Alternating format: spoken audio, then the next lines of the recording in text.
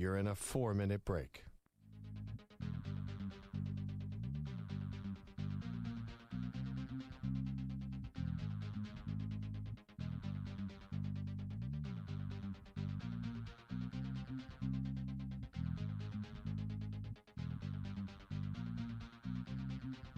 Three minutes remaining.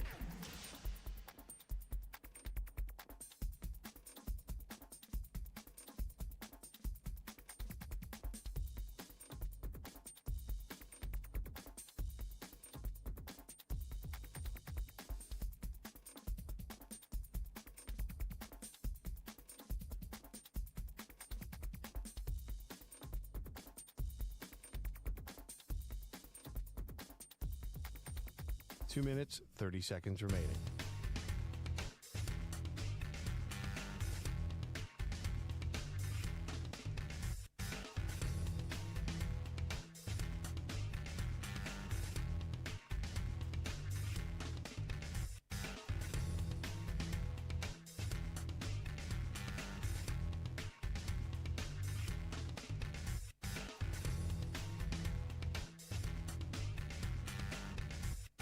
Two minutes remaining.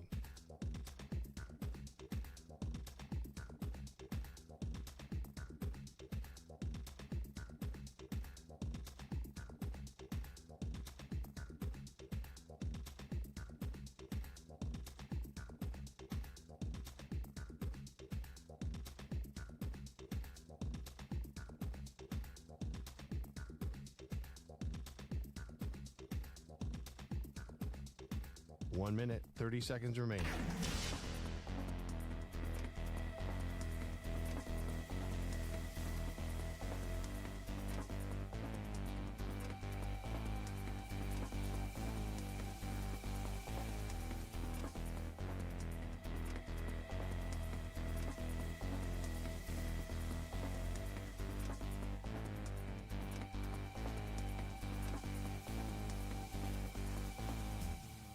One minute remaining.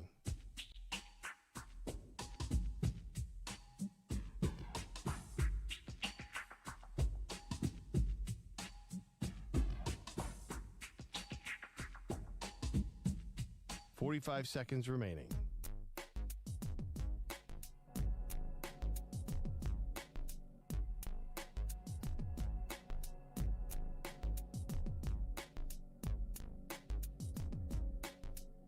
Seconds remaining.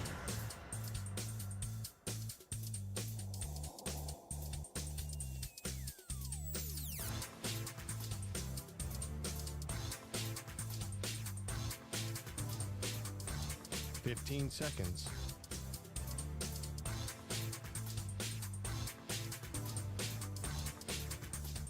Break ends in 5 seconds.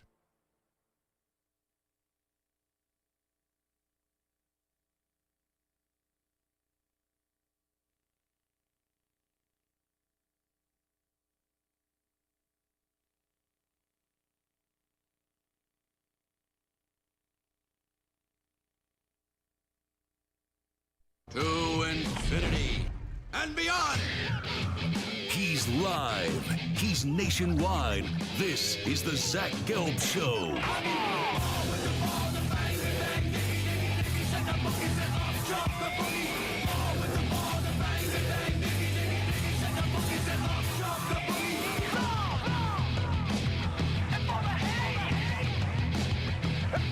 Here's your host, Zach Gelb. Live from the Palatial yet not overly ostentatious studios of the Infinity Sports Network here in beautiful New York City, sitting on top of the 10th floor of 345 Hudson Street. Welcome on in to a Football Friday edition of the Zach Gelb Show across all the great local Infinity Sports Network affiliates, Sirius XM, Channel 375, the free Odyssey app, the iHeartRadio app, and also streaming live on YouTube. 888-710-4ISN is the number to jump on in. That's 888-710-4476. You could always get at me on Instagram, where I'm straight flexing, or via the good old cesspool of Twitter at Zach Gelb. That's ZACHGELB. You could also get at me on the TikTok at the Zach Gelb Show. Whole lot to do today. We'll be joined by Ariel Epstein at 4:20 p.m. Eastern Time. She'll do some NFL picks with us. And then at 5 p.m. Eastern time, senior college football writer from The Athletic, Ralph Russo, will be joining the show. How about last night? How about that Joe Flacco? Unbelievable. Old man Joe was not sleepy last night as Joe Flacco opened up a can of whoop ass on the Pittsburgh Steelers. Well, maybe not a can of whoop ass, but final score was 33-31. But still, you get the point. And this is the same old Steelers. And people will say, oh, Zach, what do you mean by that? The same old Steelers is winning Super Bowls. The same old Steelers is having a great defense. Yeah, that's how we knew of the Pittsburgh Steelers. But ever since 2017, what have the Steelers been? When their offense is good, their defense stinks. When their defense is good, their offense stinks. And I said this heading into the season. When people are salivating over the older players on the Pittsburgh Steelers defense, I said, I understand there were some injuries last year in Pittsburgh, but did you watch that Steelers defense down the stretch? Did you watch the Steelers defense in a playoff game? I couldn't sit here and say that the Steelers defense was great heading into the season. I couldn't. But could it be good? Well, I'll have to wait and see.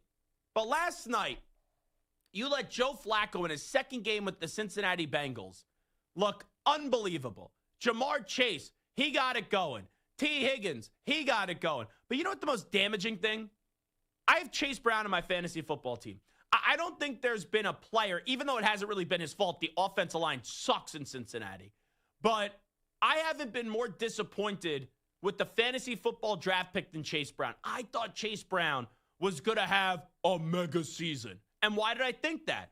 All right, you got Joe Burrow, right, in theory at the quarterback position. You got Jamar Chase. You got T. Higgins. You even got Andre Yosevach. You got some solid tight ends. There's so many pieces to be concerned with on the Cincinnati Bengals offense. Why? Because they have a bevy of options. So I thought Chase Brown was not only going to eat, I thought he was going to eat inside the 20 when you get inside the red zone. Well, here's the most damaging statistic last night if you're a Pittsburgh Steelers fan.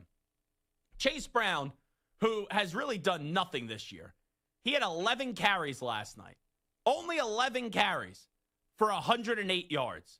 He had 9.8 yards per carry. In his previous games this season, 21 carries for 43 yards, 16 carries for 47 yards, 10 carries for 3 yards, 10 carries for 40 yards, 8 carries for 27 yards, 9 carries for 42 yards, and you let him smack you in the mouth last night on 11 carries for 108 yards. The Pittsburgh Steelers, the vaunted Pittsburgh Steelers defense, is a bunch of bullcrap. The steel curtain is dead when you allow Chase Brown, Jamar Chase, T. Higgins, Joe Flacco, old man Joe Flacco, carve you up and go belt to ass for 470 yards. These are who the new Pittsburgh Steelers are. This is who they've been since 2017. Whenever the offense is good, which it was last night, the defense blows. Whenever the defense is good, the offense is inept. So last night, Aaron Rodgers was looking like vintage Aaron Rodgers. Extending the play with his legs, firing the ball down the field. The Steelers' offense, if you would have told me last night they had 31 points, I would have said how many points they win the game by. But the defense was incompetent last night. And not only was the defense incompetent, this head football coach in Mike Tomlin, can he win a Thursday night game on the road? No. And the guy hasn't won a playoff game since the 2016 season. So these are who the Steelers are. The Steelers last night, they reconfirmed to me that even after their impressive 4-1 start and the AFC being wide open, right there for the taking, that the Steelers are a bunch of hogwash football players. That's what they are.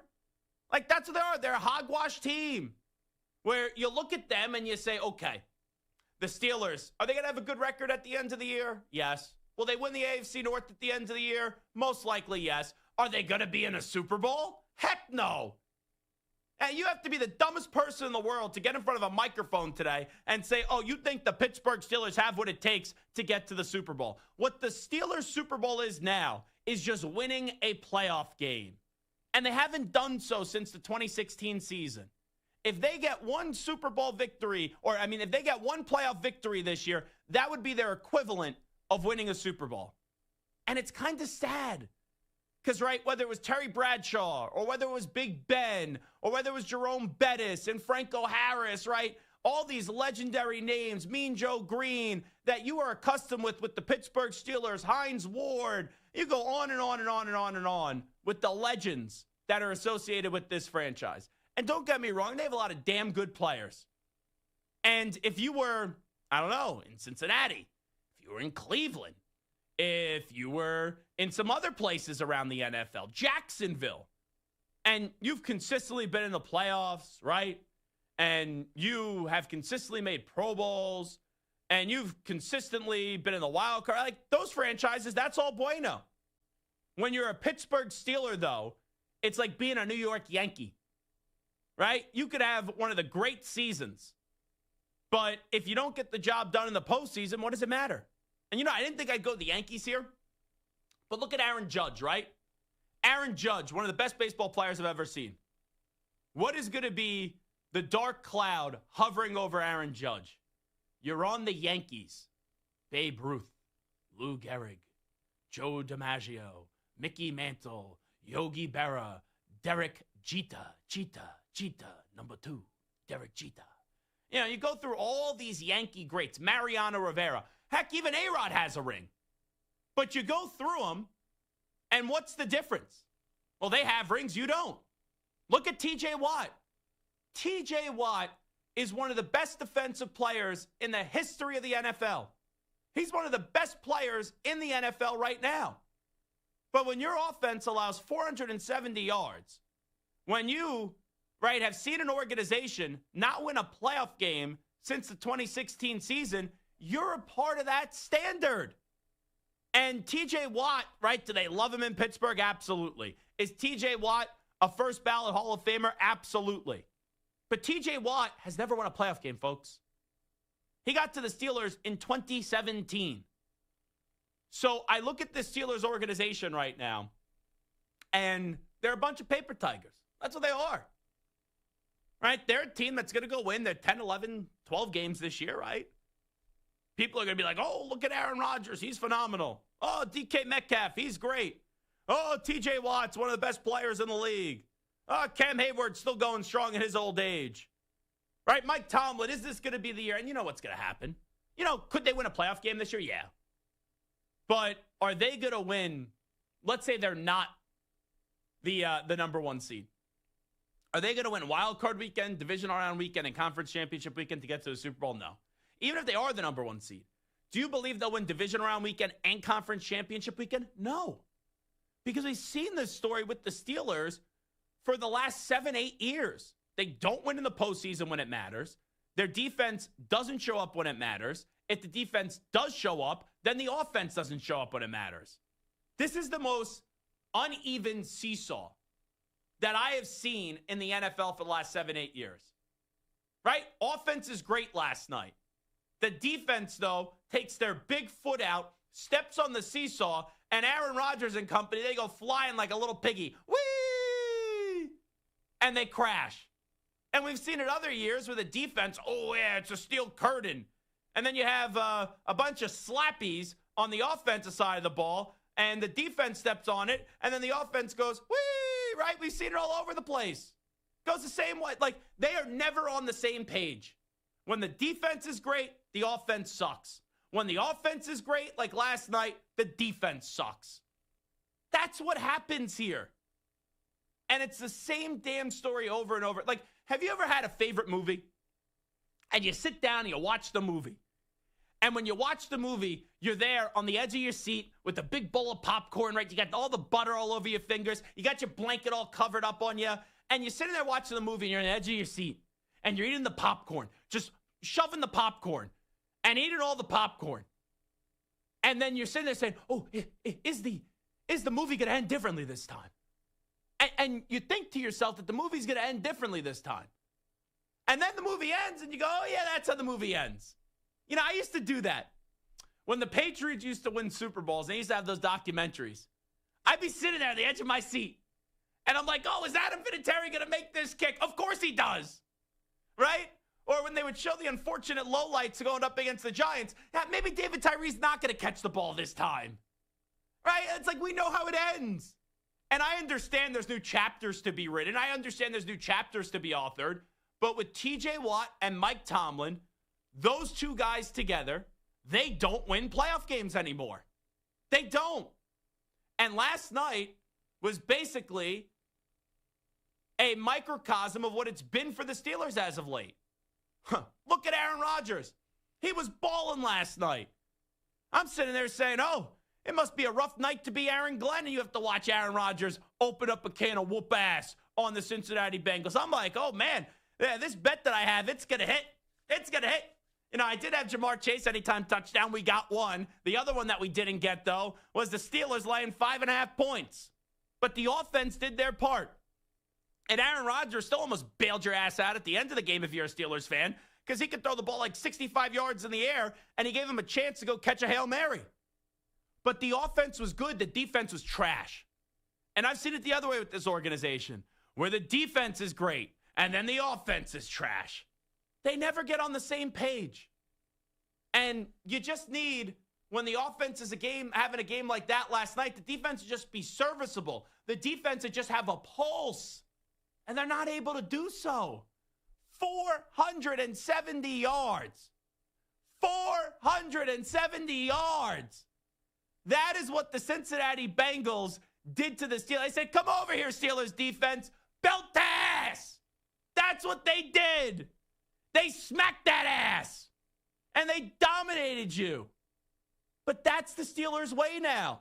This great organization, it used to be about winning Super Bowls. It used to be about great defense. It used to be about an organization where you actually believe you could win it all each and every year. Now you walk into a Steelers season, you say, okay, who's the quarterback? Oh, it's Aaron Rodgers this year. Oh, he's playing well. And the defense stunk last night. And then we've seen it as well the other way, where the defense plays great and then the offense is incompetent. They're never on the same damn page. This seesaw is unbelievable. It'd be like if Santa and I got on the seesaw. I'd sit my fat ass down, and Santa, like the little piggy, would go flying in the air. Whee! That's what would happen. And that's who the Pittsburgh Steelers are. Defense sucks. Offense great. Offense sucks. Defense great. And this coach can't win a Thursday night game on the road to save his life. And we know he can't win a playoff game since the 2016 season. When are the Steelers going to be great again?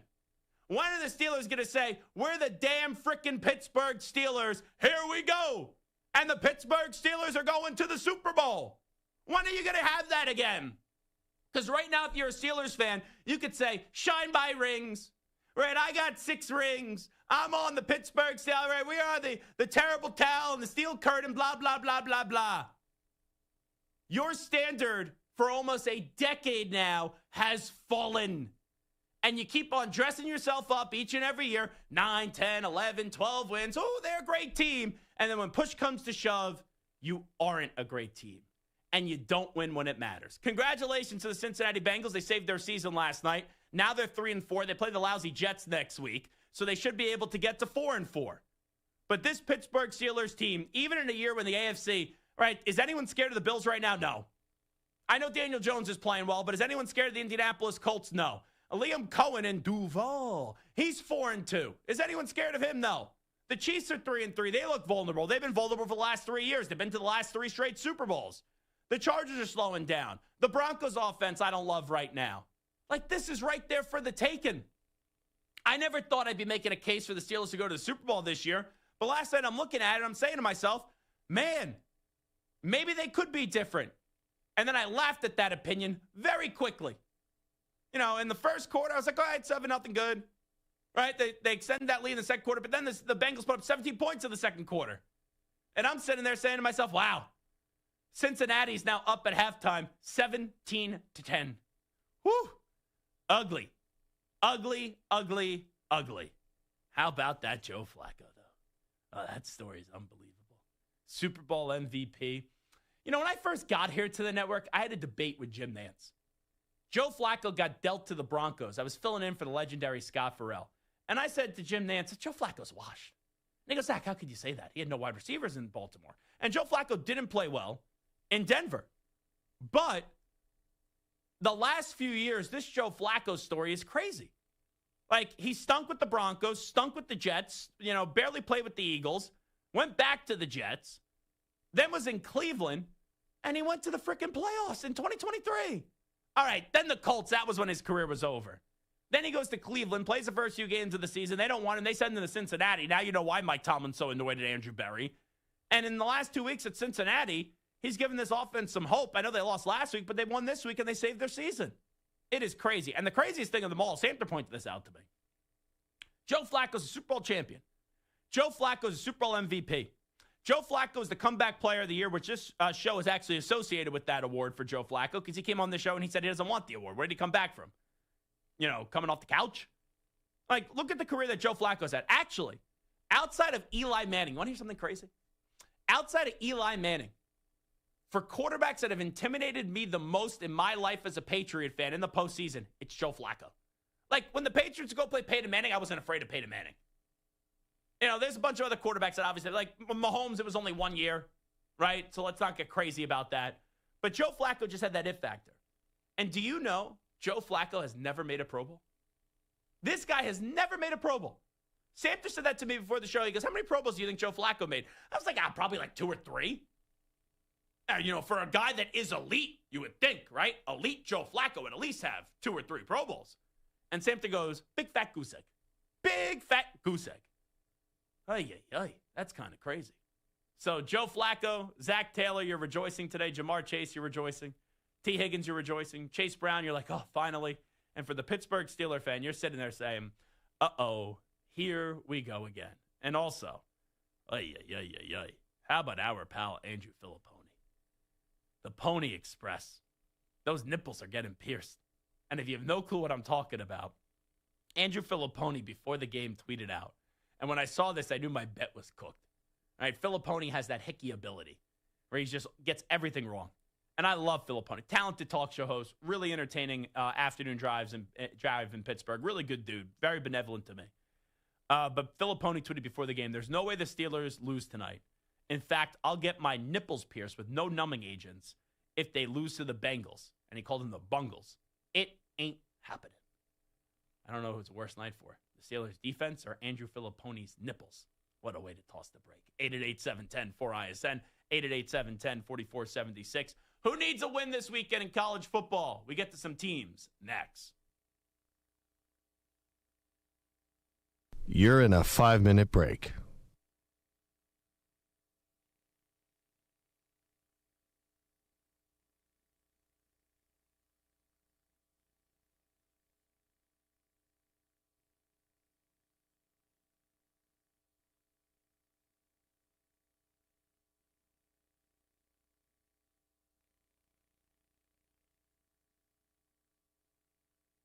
Four minutes, 30 seconds remaining.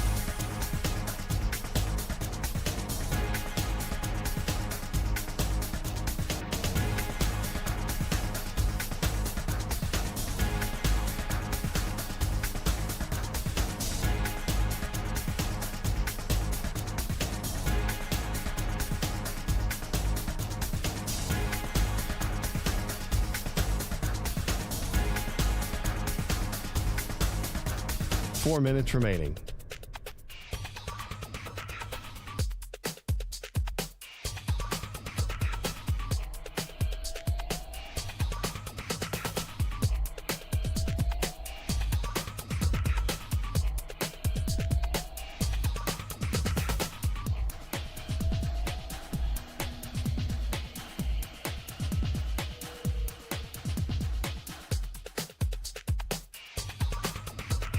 Three minutes, 30 seconds remaining.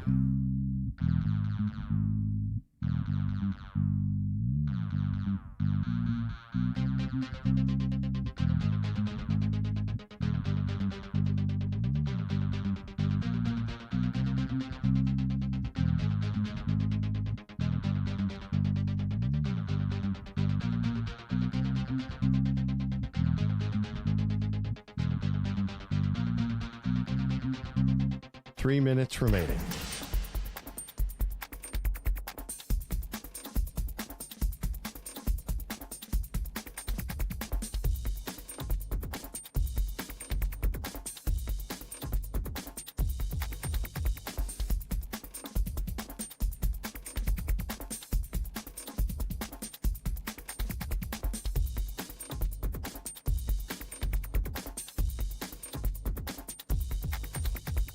2 minutes, 30 seconds remaining.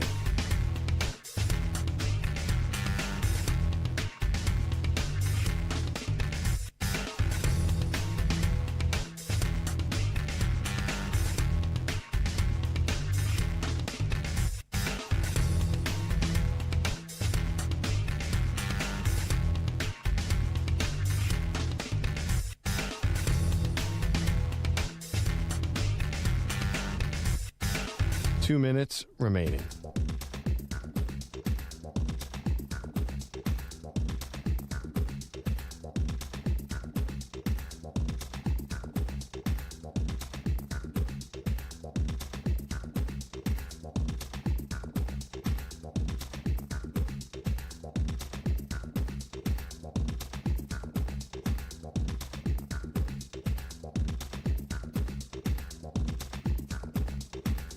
One minute, 30 seconds remaining.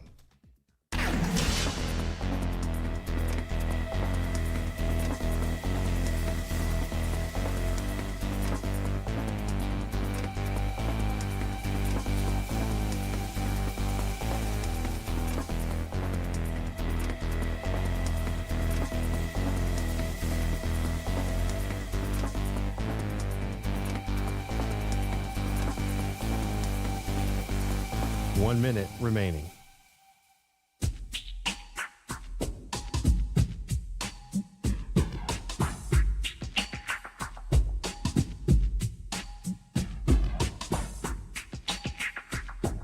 Forty-five seconds remaining.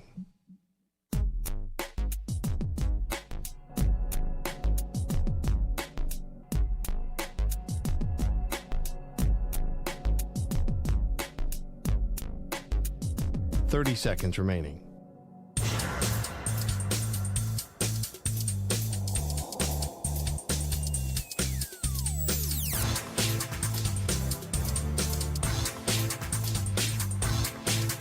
Fifteen seconds.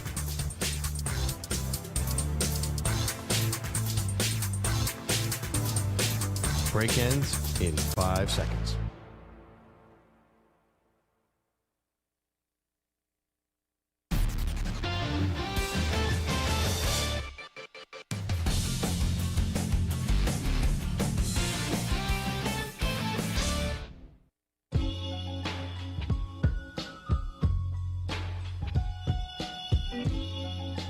This is the Zach Gelb Show.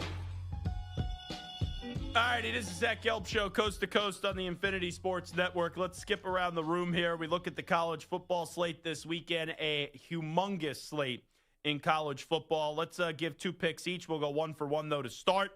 Who needs a win the most this weekend in college football? I'm going to start off with Auburn. You look around the country, James Franklin just got fired after doing a really good job at Penn State, but couldn't win the big game. Then you take a glance at Florida. It is expected that Billy Napier is going to be cut loose after this weekend, win or lose to Mississippi State. And you look at Auburn, they keep on getting talented players, but the offense keeps on being stale. And this Hugh Freeze experiment is just not working the way that you thought it was going to work. And the ironic part is they actually started off their season with a really good note up against Baylor. And then since that, all right, you beat two Cupcake U schools in Ball State and South Alabama. But the game was there up against Oklahoma. You lost 24-17. The game was there up against A&M. You only scored 10 points. The game was there up against Georgia. I know the officials screwed you, right? You should have got that touchdown. The quarterback, Jackson Arnold, crossed the plane. But you only scored on the scoreboard 10 points. And now you go up against Missouri with Eli Drinkwitz. And you take a glance at this Missouri team. We know they can run the football. We know their quarterback, he's not great, but he's solid in Bo Perbula. And I think this is the first one to 20. I really like if Missouri gets to 21 points, 21 points, do I have confidence that Auburn is going to be able to get there? Not the way that they've been playing. And you look at Missouri so far this season, they scored 61 against Central Arkansas. They scored 42 up against Kansas. They scored 52 up against Louisiana. They scored 29 up against South Carolina. They scored 42 up against UMass. Now, all these teams aren't good. I get that. But they played Alabama last week, and they still scored 24 points. So if you get into the 20s, I just don't trust that Auburn is going to get there. because Auburn and SEC play this year 17, 10, and 10. So get to 20, and I think you should win, right, if you're Missouri. If you could get to 24, I definitely think you could win. But Auburn needs a win in a worse way, especially their coach, Hugh Freeze, because if they lose this game, then you're sitting there and you're saying, okay, this is supposed to be a big year for us, where not that anyone said we're going to a playoff, but that we could be showing that we're moving in the right direction, and we'd be sitting there at 3-4, and not that it's murderer's row the rest of the way, but you play Arkansas, Kentucky, you lose one of those games. How do you justify keeping Hugh Freeze? And you still got to play Vanderbilt and Alabama, and thankfully you got Mercer sandwiched in between. But if you lose this one, I would assume that then you're going to lose to Vanderbilt. I would assume then that you're going to lose to Alabama because their offenses are better. So then that would put you at Arkansas, Kentucky, and Mercer. If you're going 6 wins this year, is anyone popping champagne over at Auburn if you're a 6 or a 7-win football team? No. I thought Hugh Freeze needed to get to 8 wins this year to keep his job. So Auburn needs a win really badly this weekend. And I'm not all that confident that they're going to get it going up against Missouri, who's coming off a loss where they played well up against Alabama. But here's the tricky part of this. I know that Auburn's a home team, and it's tough to play at Jordan Hare. But I'm sitting there saying, why is Missouri only a 1.5-point favorite?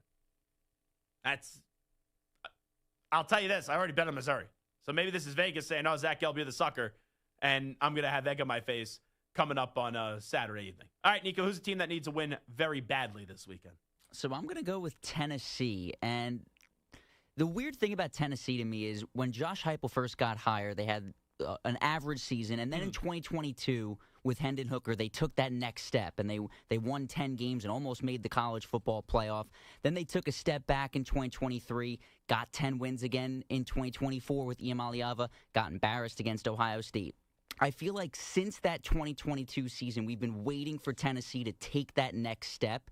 And they just haven't done it yet. Like, I view this 2025 team the same way I did the 2022 team. And I think going into Alabama, getting a big road victory against Kalen DeBoer and the Crimson Tide would really put the Volunteers on the map as a legit contender this season. So it's interesting that you bring up Tennessee, because I'm not saying your analysis is wrong. I thought last year was a very good year for them where they made the playoffs, where, okay, it's different, 12-team compared to a 14 playoff. I get that. But going into this year, I kind of said I thought that Tennessee was going to be better than what people expected because I believe in Josh Heupel, where a lot of people said, oh, they're going to fall off this year and, oh, they're going to regress. The fact that they're 5-1 right now, and I know they really haven't beat anybody, but they should have won that Georgia game. You know, you're right. They do got to have one of those moments. But if they lose this weekend, are they out of it? No, because they'd be 5-2. And you look at their schedule the rest of the way. There's not a team on the schedule the rest of the way, including this weekend, even though I think Alabama's going to win the game, that they can't beat. Like, could they go 10-2 again and make the playoff even if they lose this weekend? Yeah, they play Kentucky, Oklahoma, New Mexico State, Florida, and they play Vanderbilt. So you got 2 games that could be a flip of the coin, but who's to say that Oklahoma is definitely better than Tennessee or Vanderbilt is definitely better than Tennessee? All righty, Samter, who's your first team? I mean, obviously, it's Arizona State. But, like, not just because I'm a homer, not just because I love the Sun Devils, but, like, this is a team who is the reigning Big 12 champion. Okay. Expectations through the roof. Jordan Travis is going to be a top 10 pick. Sam Leavitt is good, but he hasn't quite taken that next step like we thought. And if you really think about their season, they have 2 losses. One of those games, they got blown out, but Sam Leavitt didn't play. And when your quarterback is struggling and your offense doesn't move the ball, it filters down to the rest of the team. So that game at Utah, they lost the game last year when the quarterback wasn't playing too. That's exactly right, 100%. And then the other loss against Mississippi State, they were down, 3 scores at the half. Came back, and then basically a Hail Mary 70-yard, 50-yard touchdown to a team that could barely throw the ball the entire game. So this is a team that, if you take Sam Leavitt's injury out of it, they're probably 5-1 as opposed to 4-2. They're going up against Texas Tech, and Texas Tech's a top 10 team. You're at home, and this is a game where Sam Leavitt's going to play.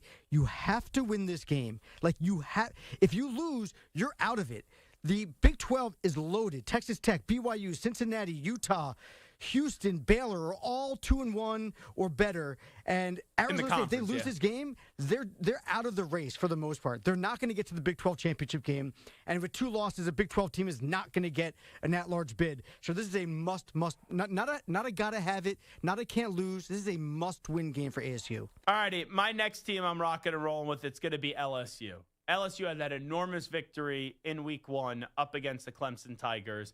LSU then lost to Ole Miss. Their offense has been bad, and I mean really bad, for the entirety of the season. You're playing Vanderbilt. Diego Pavia at least has that it factor, that swagger factor, even though he ran his mouth before Alabama. And then Alabama said, yeah, you'll go turn the ball over a lot in the fourth quarter and in that game. But this is a game for Brian Kelly and LSU. You lose this one, and you're at a program where they've had 3 national championship winning coaches since 2000 with Nick Saban, Les Miles, Ed Orgeron. Go Tigers. Maybe go Beavers coming up in a bit. You lose this one, I think people are really going to start looking at you and saying, oh, you kind of dismissed all the offensive issues in the beginning of the year. Now they're popping back up, and they've been there all throughout the season. And you've had it going before where the offense was good and the defense wasn't. This year the defense is good and the offense wasn't.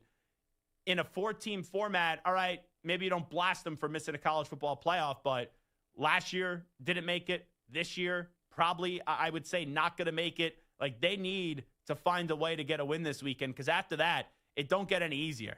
Like, if you lose this, I think you're eliminated pretty much, unless if 3 lost teams from the SEC are just going to get in easily this year because of the change of standard. Because after that, you play A&M, you play Alabama, and you still got Oklahoma at the end of the season. So this is a massive, massive game for Brian Kelly's offense to finally get going. So I'm going to say LSU. Nico? I'm going to go with Oklahoma, and for a similar reason as to what you just mentioned with LSU. If you look at the last 5 games for the Sooners, that is a loaded back end of the schedule. They're home against Ole Miss, at Tennessee, at Alabama, home against Missouri, home against LSU. 5 straight ranked opponents to end the year. You have to win the game against South Carolina. I know they only 4.5-point favorites. It's on the road, but it's definitely a game that they should win, and they have to take care of business knowing what's ahead. And how many times did I say, like, in the ACC or the Big 12, and you saw it last year where Kansas was having an off season, and then at the end of the year they would play spoiler? That's kind of the role now for South Carolina, where they have 3 losses. It's been disappointing. Are they capable of going on a little bit of a run and playing spoiler with that quarterback? Without question, they are. All righty, Samter, who's your team that needs a win this weekend? Stu's not here, so I'll represent for him. Notre Dame, they lost the first 2 games. They're on a little bit of a win streak, but they haven't really beaten anything great since they had those 2 losses. But those 2 losses were against very good teams, and they were close games for the most part. So Notre Dame can still, with 2 losses, they can make the playoffs. With 3 losses, they can't. This is a must-win. We heard David Pollack say it. C.J. Carr is balling out right now. So at the end of the day, if C.J. Carr continues on this path, and with that 1-2 punch in the run game, and Marcus Freeman, if they can win out the rest of the way, they're playoff bound for another year. And I know that Chris Ash has had some problems early on. This is a huge test for Chris Ash up against Lincoln Riley, the defensive coordinator. And I know, right, upsets could happen, and anything could happen on any given Saturday. I know we usually use that for the NFL on Sundays. This, to me, is the playoff for Notre Dame.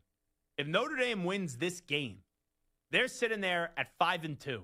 After that, they play Boston College, who's 1-5. I know Navy is undefeated, but everyone was hyping up Navy last year when they played Notre Dame, and Notre Dame beat them pretty good. Then they play Pittsburgh, who has talent, and I know they had the upset last week, but they haven't been consistently putting it together.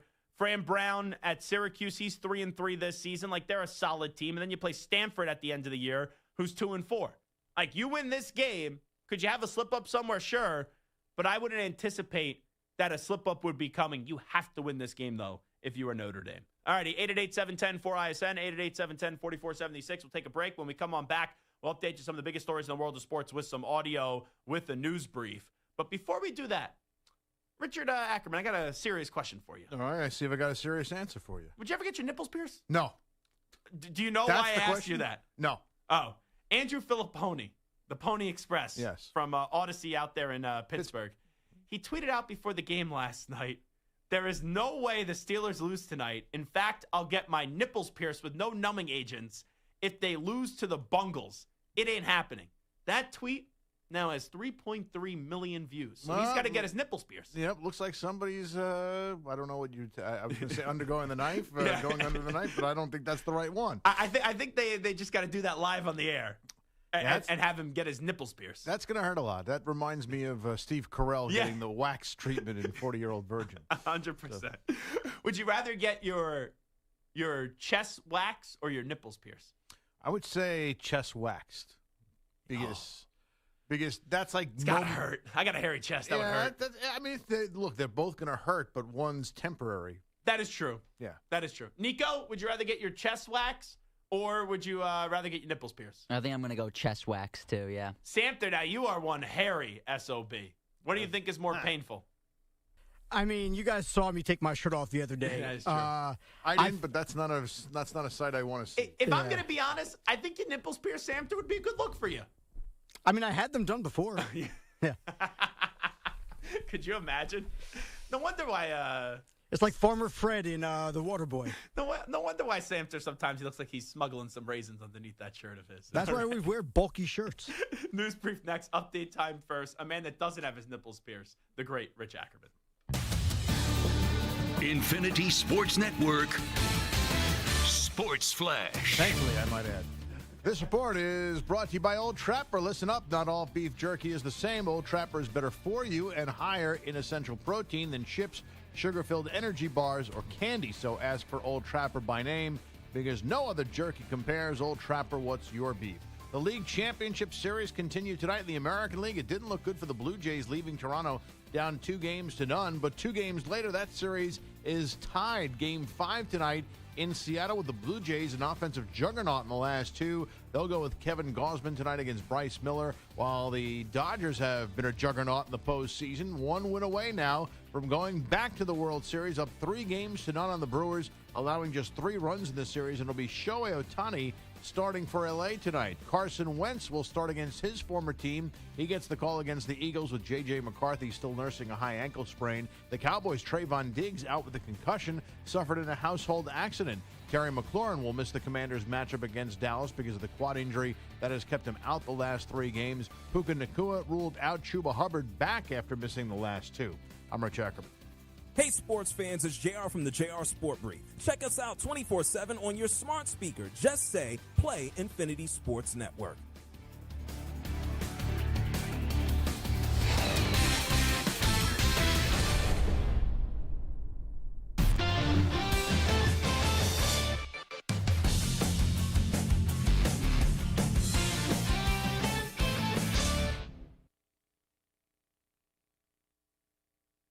You're in a 5-minute break.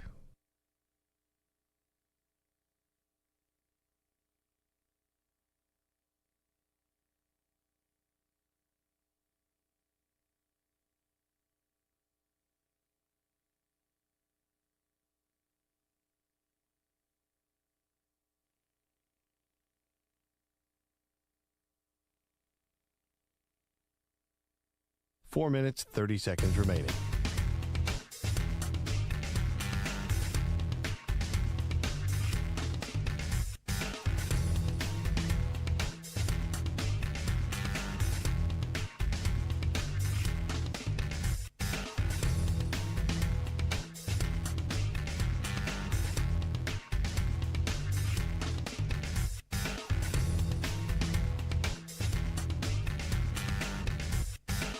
Four minutes remaining.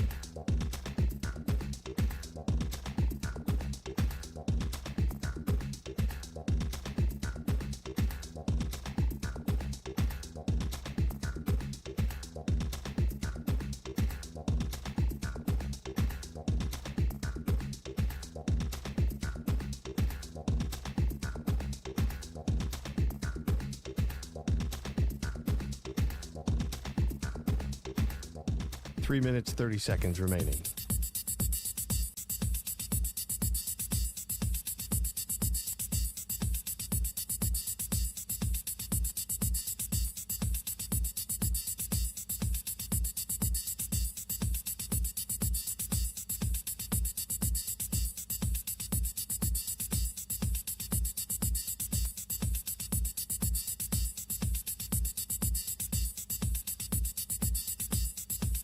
3 minutes remaining.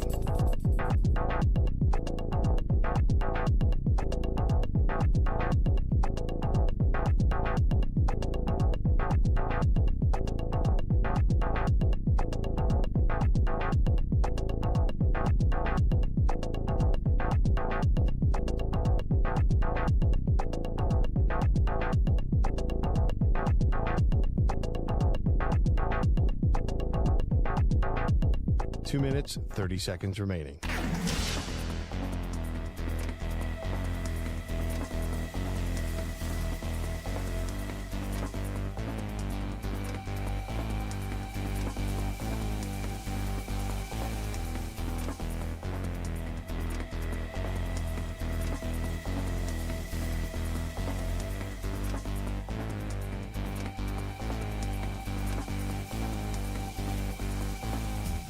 Two minutes remaining.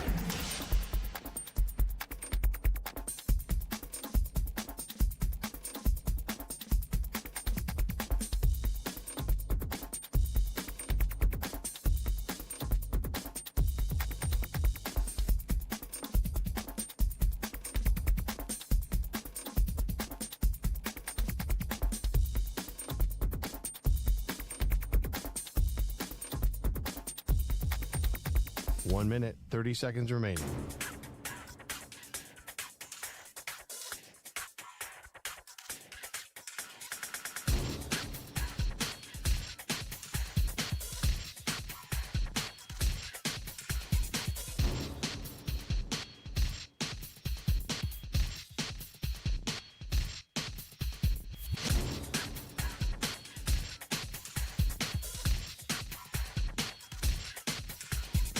One minute remaining.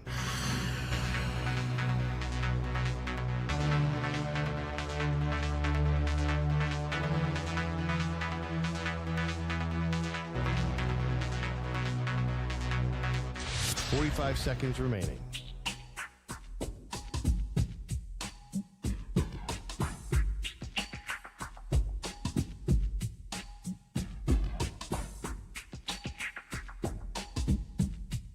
Thirty seconds remaining.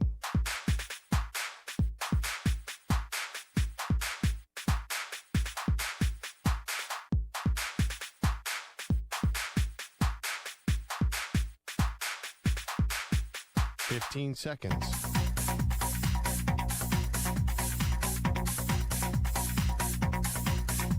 Break ends in 5 seconds.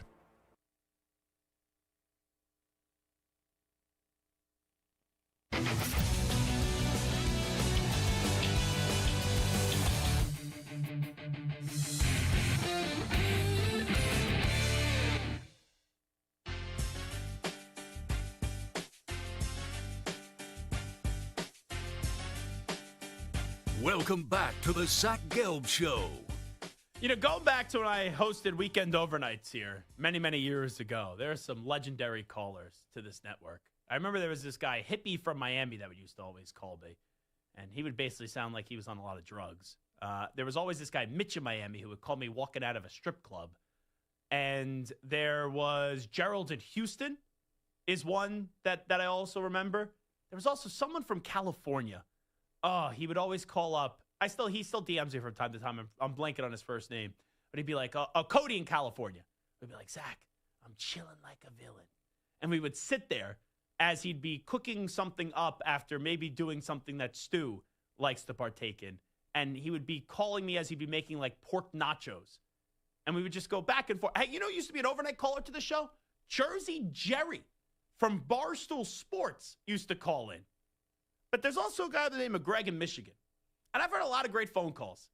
And we discovered this audio last week where Greg in Michigan was calling into Chris Cuomo's show. Not that we're going to get very political. And he goes, hey, my friends from the Infinity Sports Network, Chris, say hello. Bart Winkler and David Shepard. And then he asked some question about domestic terrorism. It was one of the funniest things that I've ever heard. And on the line with us right now, 888-710-4ISN, 888-710-4476, is a guy that could be in the Radio Calling Hall of Fame, Greg in Michigan. Hello, Gregory. Oh, my God, Zach, Mr. Positive. Oh, my God, I love you. That was beautiful. I thank you, my friend. Oh, my God. I could cry. Oh, Zach, you are fantastic. I got to ask you, we're going crazy in Detroit about what's happening with Kansas City. Am I being paranoid a little bit? Everybody against Detroit, what's going on about what happened in New York, supposedly telling the officials to overturn the call or create a call. And do you think, Zach, that they are given favoritism?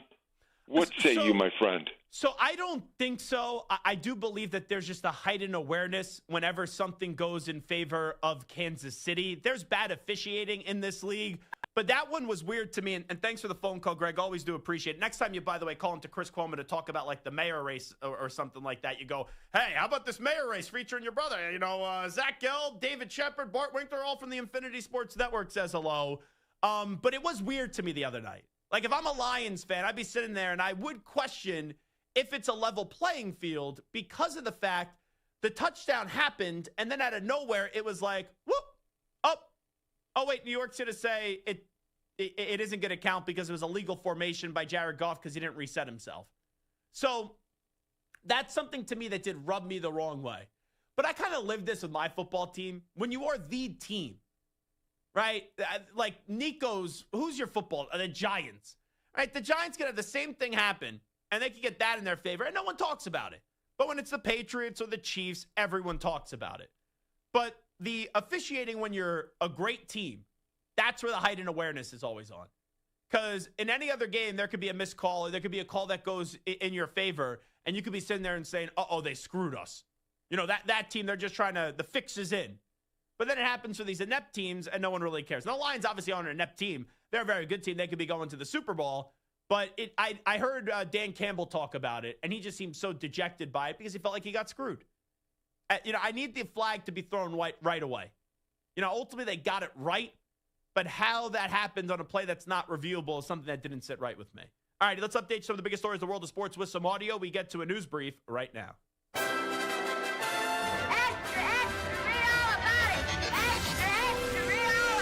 Time for your daily news brief. We get you caught up on the rumors, reports, and reconnaissance from the day in sports. Let's start it off. Thursday Night Football on Prime. Joe Flacco on his long run in the game. Can you walk us through the play where somehow you did a little zone read, pulled it, and ran for 10 in the first down? So listen, there was a handful of plays today that I was like, what is he saying? We have these formations that end in F, and I was not getting it. That one, I read off my wristband. It was correct. Jamar lined up on the ball. Noah lined up off. Jamar was supposed to be off the ball. He was supposed to counter motion and bluff that end. Yeah. And when he was on the ball and the play clock was running down, I was like, screw it. I was just gonna hand it off, but he came off the edge so damn quick. I was like, all right, I haven't done this since my probably first or second year, but I'll do it now. Did he miss an L there when he said play clock? I heard cock-a-doodle-doo. Do me a favor, just find that little small chunk again and just see if he emphasized or enunciated that L, because I did not hear an L in play clock. I heard play cock-a-doodle-doo. That's what I heard. So let me know when we have it, and we'll see if we can get it. All right, go ahead. Do we have it? When he was on the ball and the play clock was running down, I was like, screw it. Didn't he say it? When he was on the ball and the play clock was running down, I was like, screw it. Samter, I hear cock-a-doodle-doo, right? I mean, it could be a silent L. Hey, I don't think that's the way that it's supposed to be said. What was that stuff that we had the other day? Lote? Oh, elote. Yeah. Yes. And we got told, you're not supposed to enunciate the E. It's just well, no, lote. you do. It's not elote, it's elote. Oh, elote. Yes. And we were saying it elote. Anyway, there was a flea flicker in the game that didn't work. Aaron Rodgers looked livid. Aaron Rodgers on the failed flea flicker. Flea flicker, was there a miscommunication there or something? Yeah, it wasn't supposed to be a flea flicker. Yeah, we were on the same page. So Aaron Rodgers says it wasn't supposed to be a flea flicker. Mike Tomlin has a different opinion. Any pocket of the game you can isolate and, have judgment, so we don't worry about that. I thought we ran the ball effectively largely over the course of the game. Flicker called in the first half? It was. Let's get to Micah Parsons. He was on the Cowboys. I think he grew up as an Eagles fan, or at one point wanted to play for the Eagles. Then gets traded to the Green Bay Packers. Well, I guess he doesn't like the Eagles still. He rips the tush push. If you ask the Eagles offensive players, probably say that's the best thing we're doing on offense right now. Like, it's the most consistent thing they got. Like, but you know that might come and bite me one day.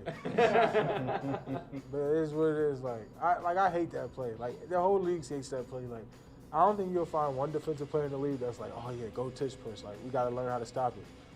You can't stop it if they're leaving early. Like it's impossible. Like it's an unfair advantage. Like you got 320-pound momentum coming early on the play. Like whatever, but got to find a way. I thought it was funny last night when they were running some version of the tush push in the Steelers-Bengals game. They actually did call the false start when they never call it against the Philadelphia Eagles. But that's Micah Parsons, right? I know he put a tweet out during Thursday Night Football last week when it was Giants and Eagles, and then this is the moment to kind of follow up on it. But he always comments about issues that really have nothing to do with him. Kirby Hocutt over at Texas Tech, their athletic directors, he announces a new policy that the Big 12 is implementing about their fans throwing tortillas onto the field. The commissioner, at his discretion, changed the policy going forward. So beginning this week, here is the policy. The first time a tortilla is thrown on the field, there's a PA announcement that's required as a warning.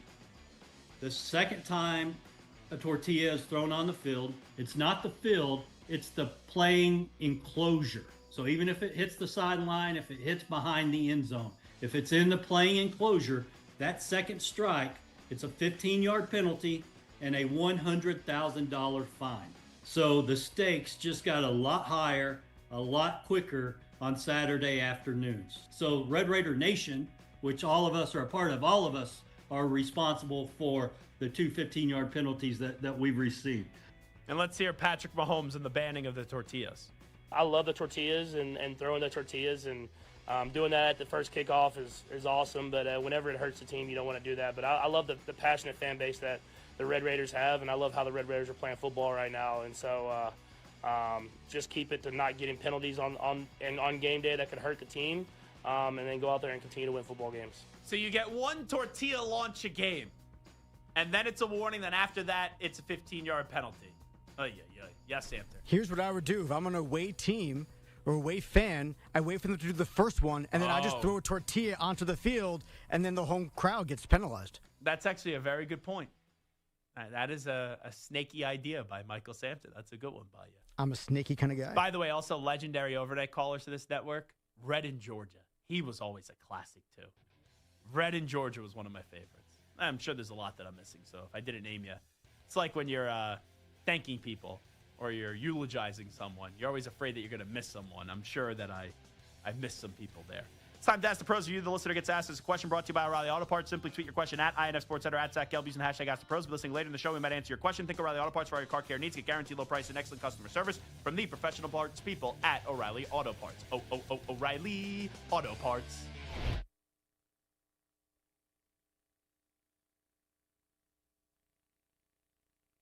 You're in a 5-minute break.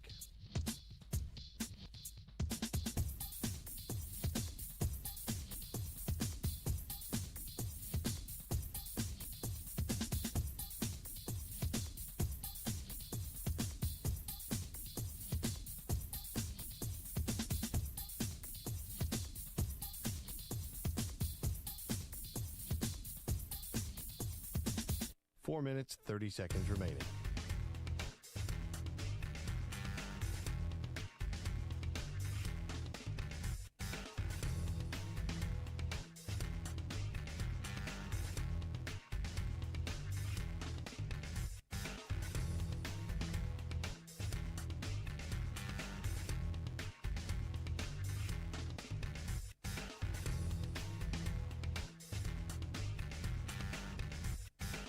Four minutes remaining.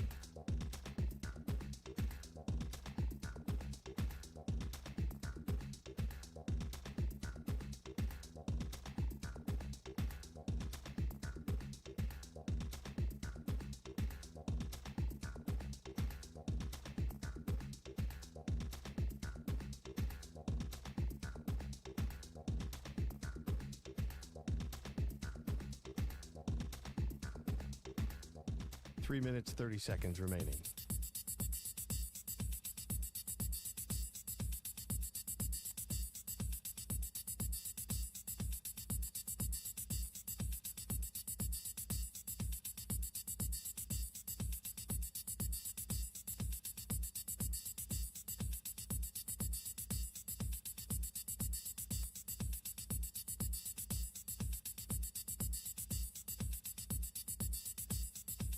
Three minutes remaining.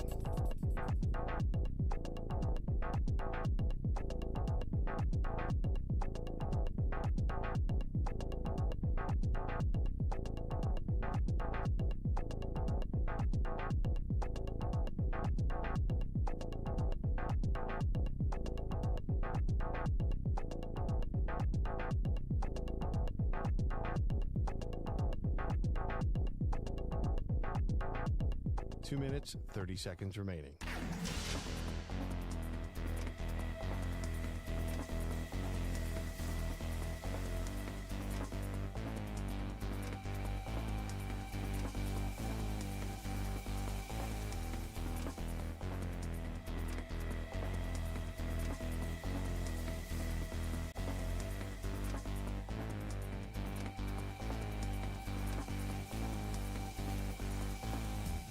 Two minutes remaining.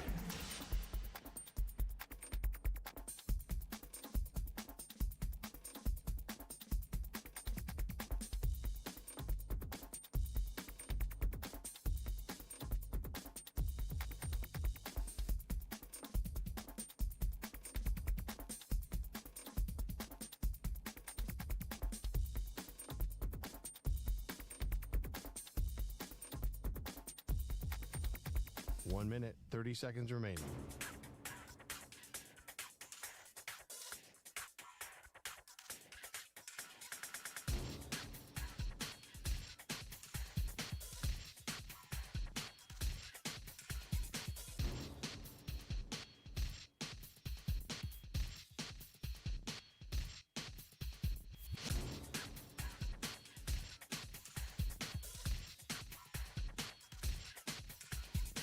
One minute remaining.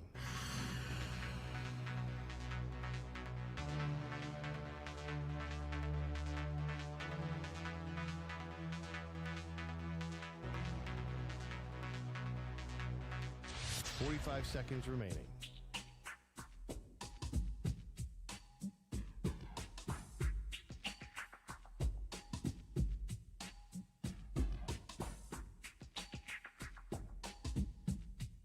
30 seconds remaining.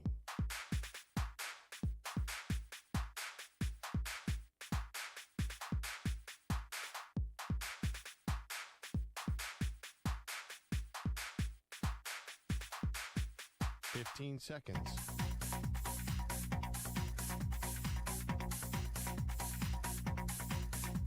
Break ends in 5 seconds.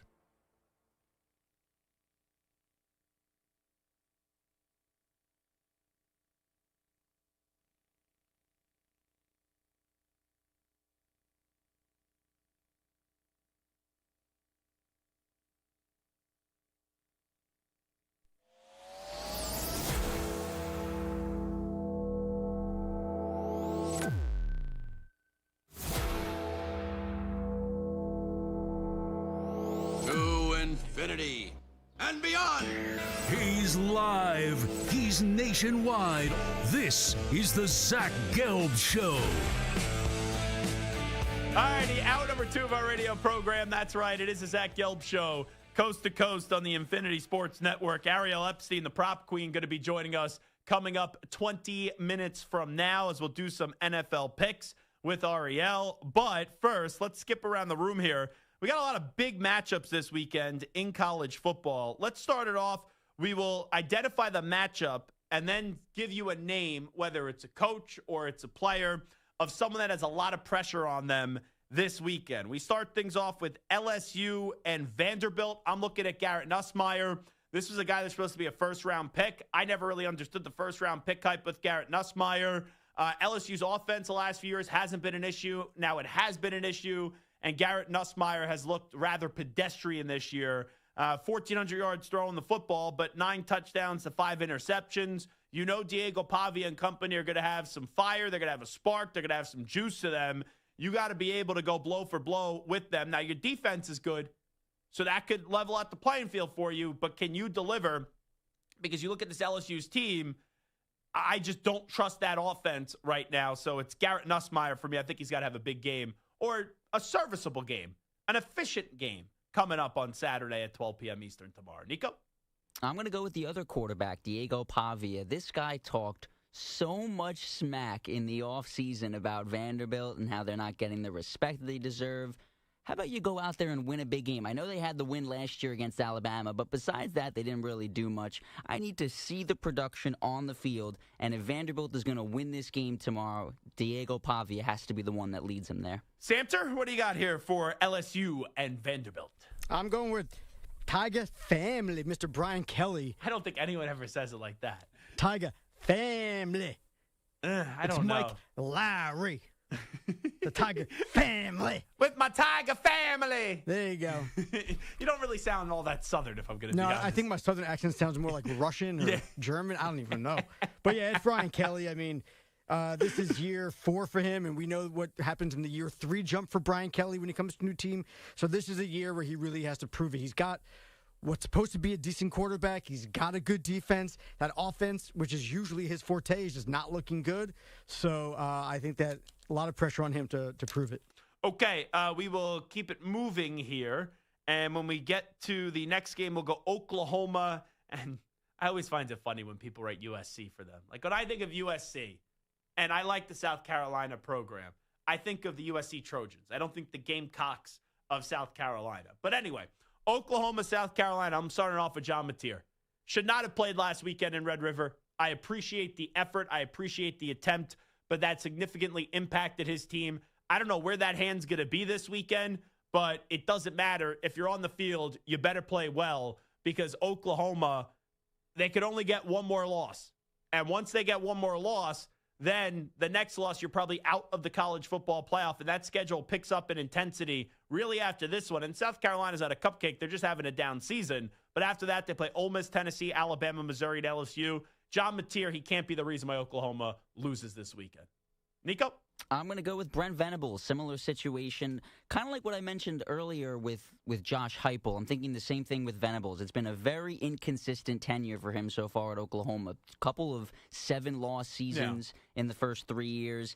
This is a game they have to win against South Carolina if they want to have any chance of getting into the college football playoff. So it's a big one for Venables this week. Samter? I'm going Lenore Sellers. He went into the season as on the short list for the number 1 overall pick. Yeah. He has struggled this year. Last week, 124 yards, no touchdowns, and a pick, completing 56% of his passes in that loss to LSU. He has not looked great. His draft stock is falling, so he has a lot on his shoulders. Yeah, I actually, it's weird because I monitor a lot of those mock drafts. Up there. He's still in there in the first round, but he has not been playing great football this year at South Carolina. Ole Miss and Georgia. I'm going to go Kirby Smart. So I think there's a lot of pressure on Kirby Smart. And there's pressure in many different ways. If Georgia misses the playoffs this year, Kirby Smart's not going to lose his job. Kirby Smart right now is viewed as arguably the preeminent coach in the country.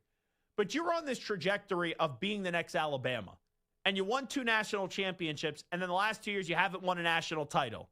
And I just look at this Georgia team this year, I just don't see it, right? I think they put some lipstick on the pig in their comeback up against Tennessee where it masks some of those problems because you won. Then Alabama was begging to win the game in the fourth quarter. You couldn't do that. And that offense, I like their quarterback in Gunnar Stockton. He's good. But even like last week, were they really all that impressive against Auburn? No, they had to come on back to get a victory up against a pedestrian football team in Auburn.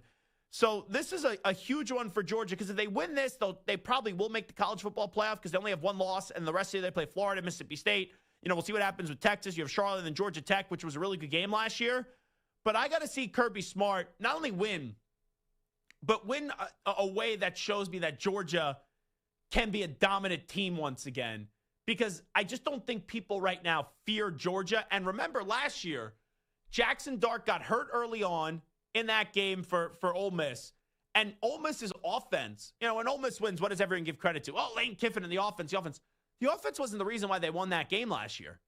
Ole Miss out Georgia last year with their defense.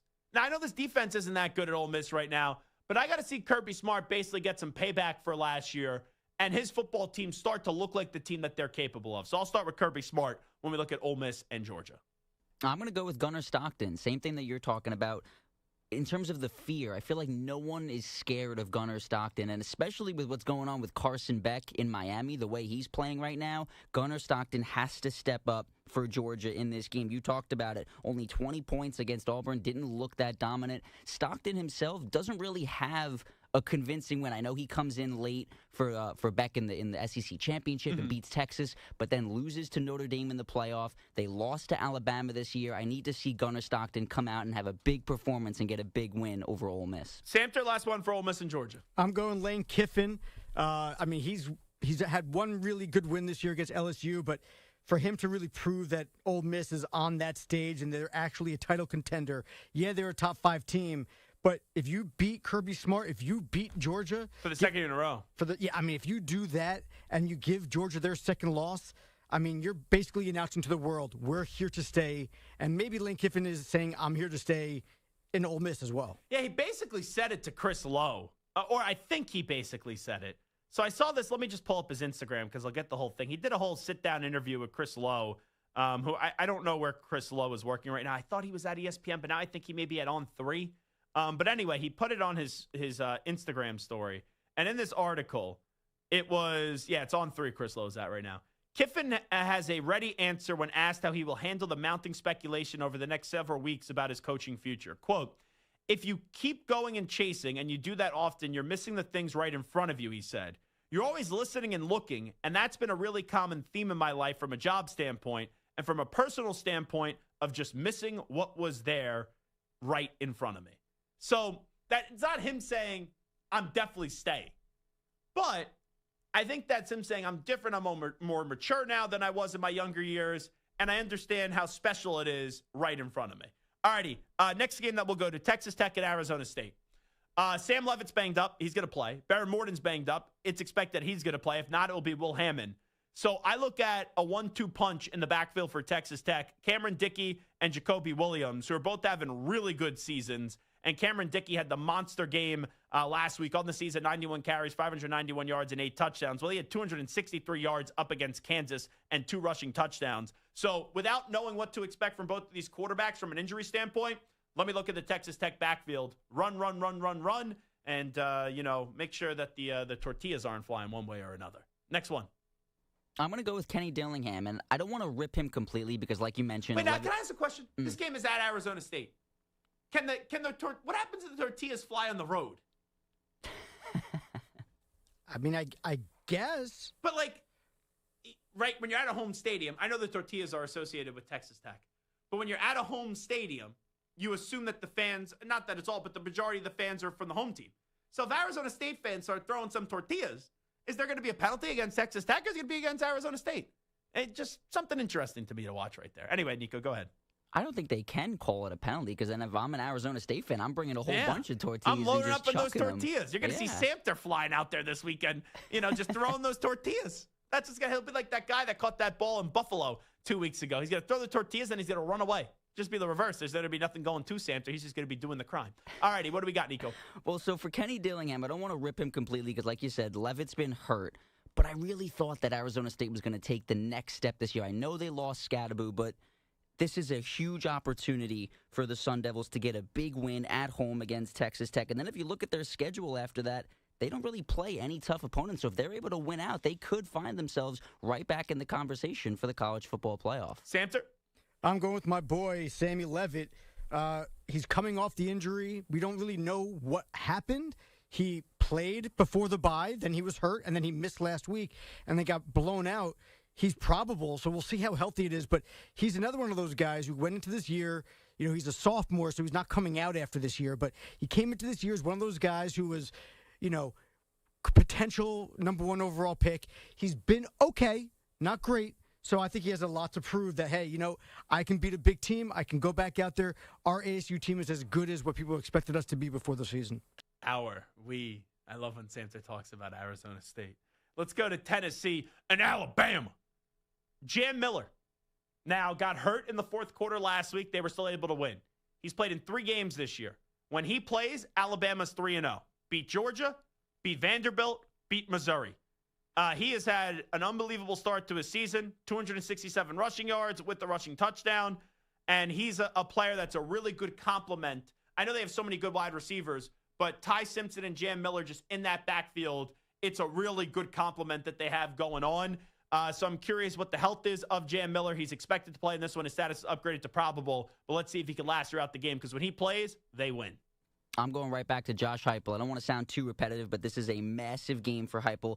And I know you disagree, Zach, but I'm waiting for Tennessee to take that next step and become a national championship contender. Playoff last year. But they got killed by Ohio State Sure, in but a game that everyone thought they were going to win. When was the last time you weren't even alive when Tennessee was good, like national championship good? Tennessee doesn't have a standard right now of winning a national championship. It's making the playoffs. Sure, would you like to see them progress? But if they make the playoff this year, that's a successful season when most people thought they were going to miss the playoffs this year.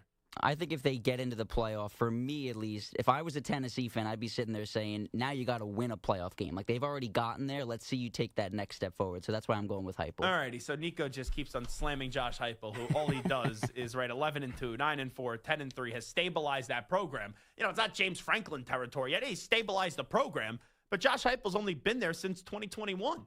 So what do we got cooking here, Samter? I'm going with your boy, Kalen DeBoer. That first week loss to FSU with missing the playoffs last year, the talk was loud. The conversation was loud about whether DeBoer can make it work at Alabama. He's beaten Georgia 2 years in a row. They're on a roll. They're up to number 6. If they win this game, I'm not saying it's quiet. It silences everything, but it puts them in a situation where, okay, now DeBoer could be DeBoer and bring Alabama to where we all kind of thought that he could when he got hired. They win this game, it's nearly impossible for them to miss the playoff.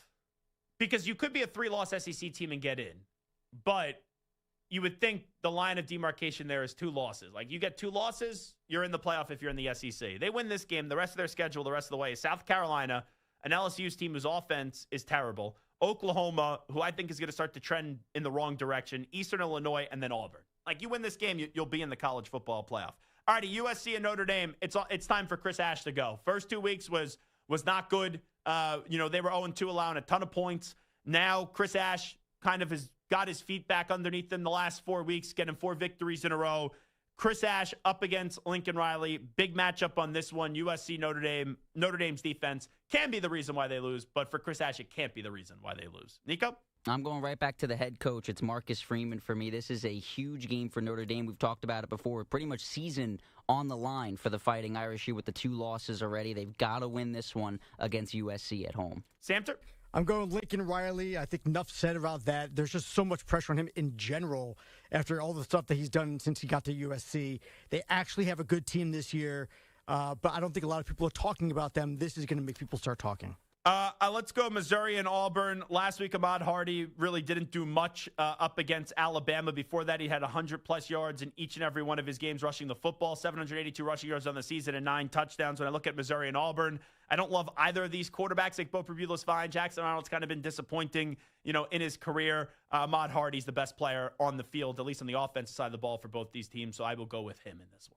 You mentioned him. Jackson Arnold is the one for me. This guy was a 5-star recruit when he first came out of high school, did not perform well at Oklahoma, transfers to Auburn. We just haven't seen success yet in an Auburn Tigers uniform, and I'm looking to see if he could do that this week against Missouri. Samter? I'm going Eli Drinkwitz. There's all this talk about, does he go to Penn State? Does he go to a different, bigger program? He's finally one of those guys who's kind of building up the Missouri program. Has he reached his peak, or does he still have more to prove, more to do, more that he can accomplish? So I think Eli has a lot of pressure on him. Let's go Utah and BYU. I'm going to look at BYU's running back, L.J. Martin, on the season, 652 rushing yards and 4 rushing touchdowns. I look at this one. I think of Utah. I know that BYU is a very good defense as well and a very good rushing defense. When I think of Utah, I think of their toughness and I think of their grit. And I think it's going to be a battle led by their head football coach in Kyle Whittingham in what could be his final season. How do you kind of negate that? that grit, well, you have a tough running back that just physically pounds you throughout the game. So I look at L.J. Martin in this one. I'm going with the quarterback, Bear Bachmeier. This is a big opportunity for him. BYU 6-0. They've obviously looked great offensively. They haven't really played anyone yet, so this is a huge test for the BYU quarterback to try to make a huge moment for the Cougars. And real quickly, Coach Prime, if you're listening, I am a believer. Don't let Nico say they haven't played anybody, because BYU did play Colorado, and they beat them 24-21. The views of Nico Scarlatos do not reflect the views of Zach Gelb and the Zach Gelb Show on the Infinity Sports Network. Samter, send us home. It's funny because before the show you said exactly the opposite. You said screw Colorado. I don't believe in Prime. I don't think they're going to be very good this year. You are fake news. I don't know what you're talking about. Yeah. Especially after Colorado just beat Iowa State and made Rocco Beck cry. I know. Rocco Beck, man. That's my guy, Anthony Beck, right there, too. Little Jets love right there. A little Jets connection. I do like Anthony Beck. Very nice to me. Good but anyway, dude. what do you got? I'm going to go Devin Dampier, the quarterback for Utah. He has looked pretty good this year. Very good. In 4 games, 4 wins before last week's ASU win, he had, 13 touchdowns to 1 interception. However, in the loss to Texas Tech, 162 yards, no touchdowns, 2 picks. In the win against ASU, they blew them out. ASU didn't have their quarterback. Dampier had 104 yards and no scores in the air. Now, he had 3 rushing touchdowns. Yeah, 120 yards on the ground. But what I guess my point is, he's looked really good against crappy opponents, right? Against UCLA with Deshaun good Foster. Against Arizona State. Yes, but not as a quarterback, more as a runner, right? So that's part of the game now. That's college. It is, but I guess my point is he needs to prove that he could do more than that as well. In the game against Texas Tech, he was terrible as a runner, as a passer. So I think that this is a big game for him to show against a good opponent that his success is not just against bad teams. All righty, Zach Gelb Show, Infinity Sports Network. We're going to do some NFL picks with the prop queen, Ariel Epstein. Next. You're in a 5-minute break.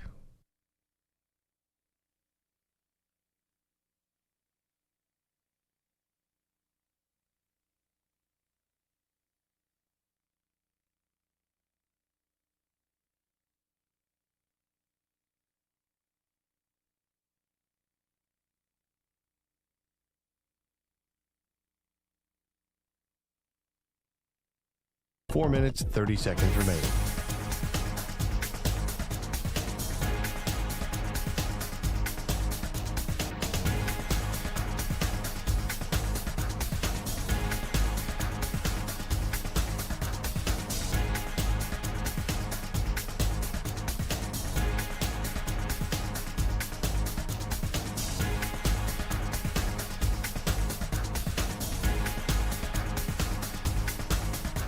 Four minutes remaining.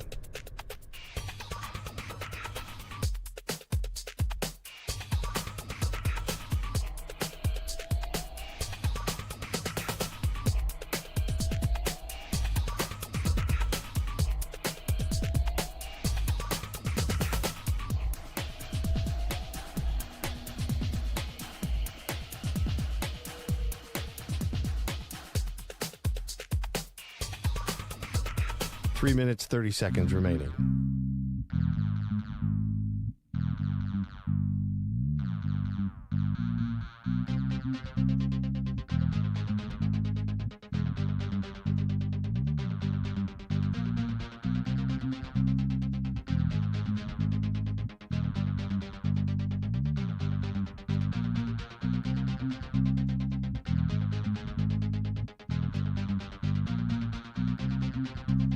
Three minutes remaining.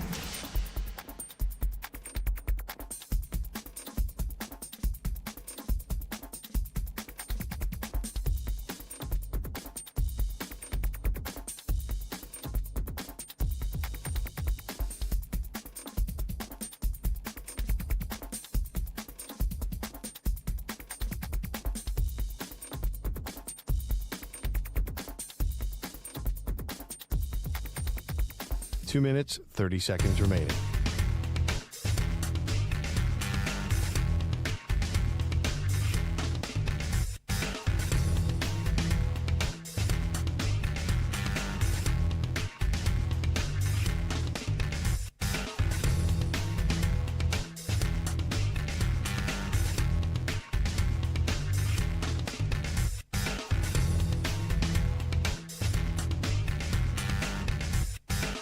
2 minutes remaining.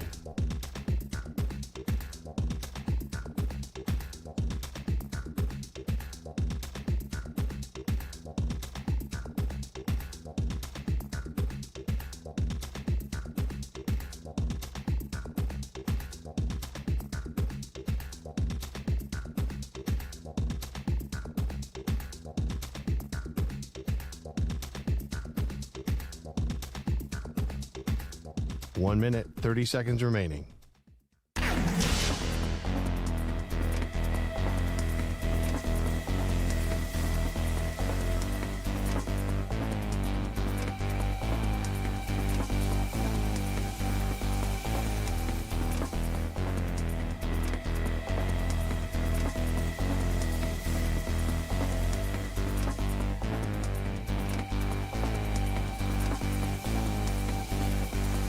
One minute remaining.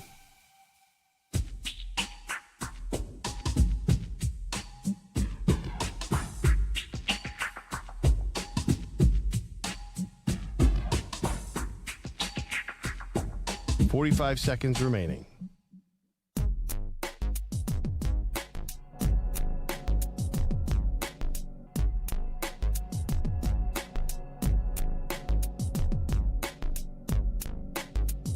Thirty seconds remaining.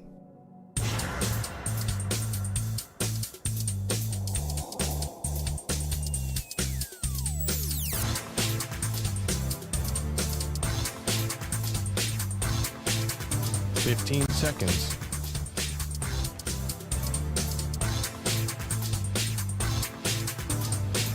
Break ends in 5 seconds.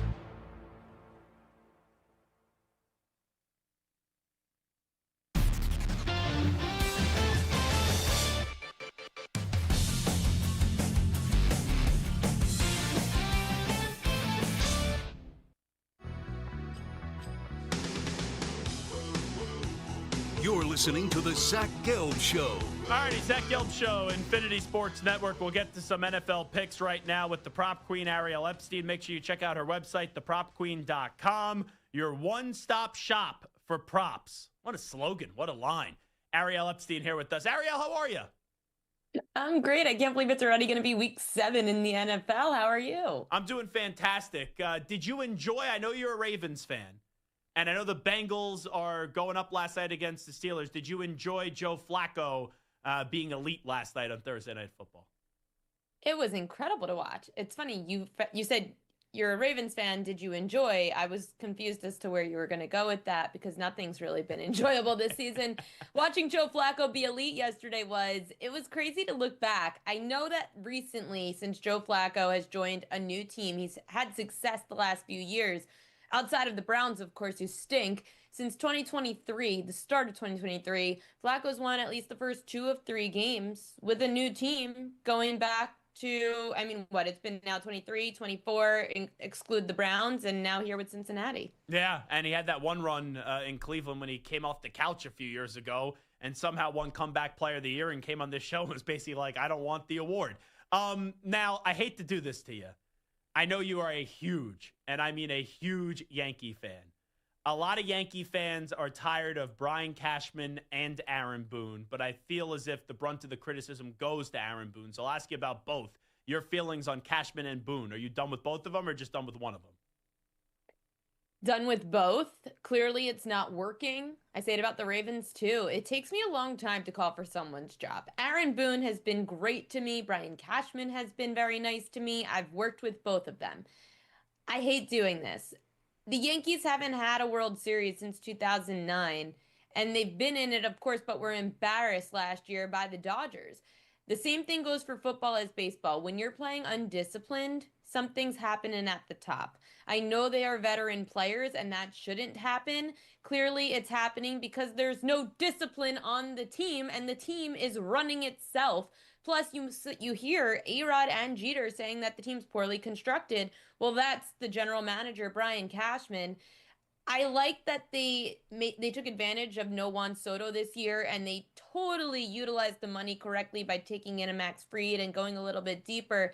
But the problem always lies within the Yankees organization of loyalty. I worked for them, and it is amazing quality to have as an organization to be loyal. Sometimes the Yankees are loyal to a fault, which is something Mr. George Steinbrenner was not. If you're not producing, we are not loyal. The Yankees have given too many people too many chances. I sense a lot of pain and suffering in your voice, that even though the Yankees I have been sense a eliminated lot for of a while, happiness that you feel it. I didn't say that. That's your assumption. You know what happens when you assume, you make an ass out of you and me. But I will say with the Yankees, same story every year. And I get it this year with Cole out, Soto on the Mets, that the New York Yankees, right, we didn't know what to expect out of them. For most of the season, people were bitching. But in the big spots, the defense stinks and the bats are MIA. And it's been the same story now for the last 6-7 seasons. I guess you could say the Yankees' only saving grace was not being swept by the Red Sox at home, which, if it did happen, maybe some changes could have happened to the Yankees front office or like the staff, which, I mean, I guess they did fire a couple of coaches, but that wasn't necessarily But that's the problem. thing. Like the Yankees, they have like a high standard, right? The Steelers should have a high standard. The last few years, both of those teams, like the Steelers, their defense stunk last night. Mike Tomlin hasn't won a playoff game since the 2016 season. And we're talking about the Yankees here. We're not talking about, I'm going to throw out a team. I know they won a World Series not that long ago, the Kansas City Royals. It's like you're expected to win the World Series. The Royals. The problem is when you have superstars, when you have generational talent, you don't want to waste it. And I think that's where my two teams, the Yankees and the Ravens, and yes, I'm both. My dad's from Baltimore, my mom's from New York. It's fine. Who cares? People, if they complain and get on you for that. People ask all the time because it doesn't make much sense. My two teams have a Lamar Jackson and an Aaron Judge. Yeah. Two of the you could say generational talents that we have in the leagues, both leagues. Both fan bases are very worried that we're ruining the prime of these two players because of poor management. And I have to agree. Lamar Jackson's not the problem. The Ravens have been fumbling the football in big spots for the last 3-4 years. Same thing for the Yankees.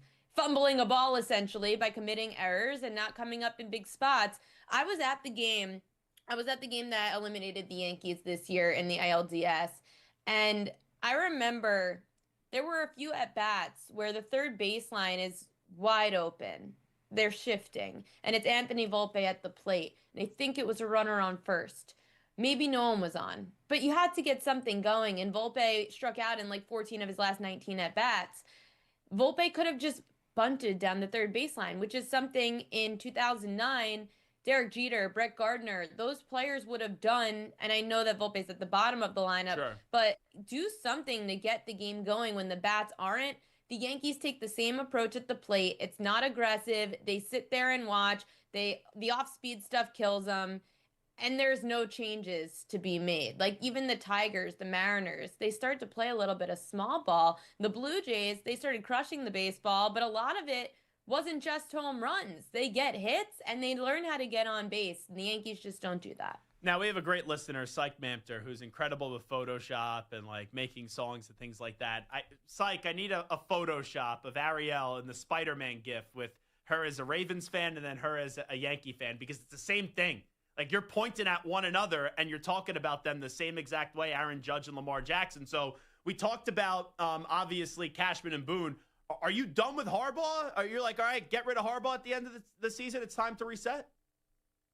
This is the first year I've said I'm done with John Harbaugh. I feel the Steelers fans' pain with Mike Tomlin. How much can you be just above average but not good enough to win the big game? And the Ravens have done that. It's not about personnel. And I know people are calling for DeCosta's head, the GM of the Ravens. I'm calling first for the Ravens defensive coordinator, Zach Orr's head. I think he should have been gone. You can't start the season back-to-back years this way. Terrible. Then now with, again, last 5 years, big spots, team fumbling the football. You look at the Vikings, you look at the Niners. These are two teams this year that have lost quarterbacks, have lost bigger players outside of their quarterbacks. They are competitive. Yeah. They've been winning football games, or they're in football games. The Ravens haven't been in games for the last 3 weeks. I know it's been a tough schedule. At least look like you're trying. Tyler Huntley has started a playoff game for the Ravens as the backup quarterback, and yet They were in those games. Tyler Huntley covered nearly every game he started, including big spots like a playoff game. So has Harbaugh lost the locker room? Are they not as aggressive? I don't know what's going on in that room, but when things are messy, it typically starts from the top, and that's Aaron Boone, and that is John Harbaugh. Wow, a fired up Ariel Epstein wants everyone out. She wants everyone fired with all the teams that she roots for. You don't fumble the ball because Lamar Jackson's hurt. Yeah. All righty, Nico, let's get to the music. We'll get to NFL picks here for week number 7. Ariel will give you 3 picks, and I'll give you 3 picks as well. Do we have the music?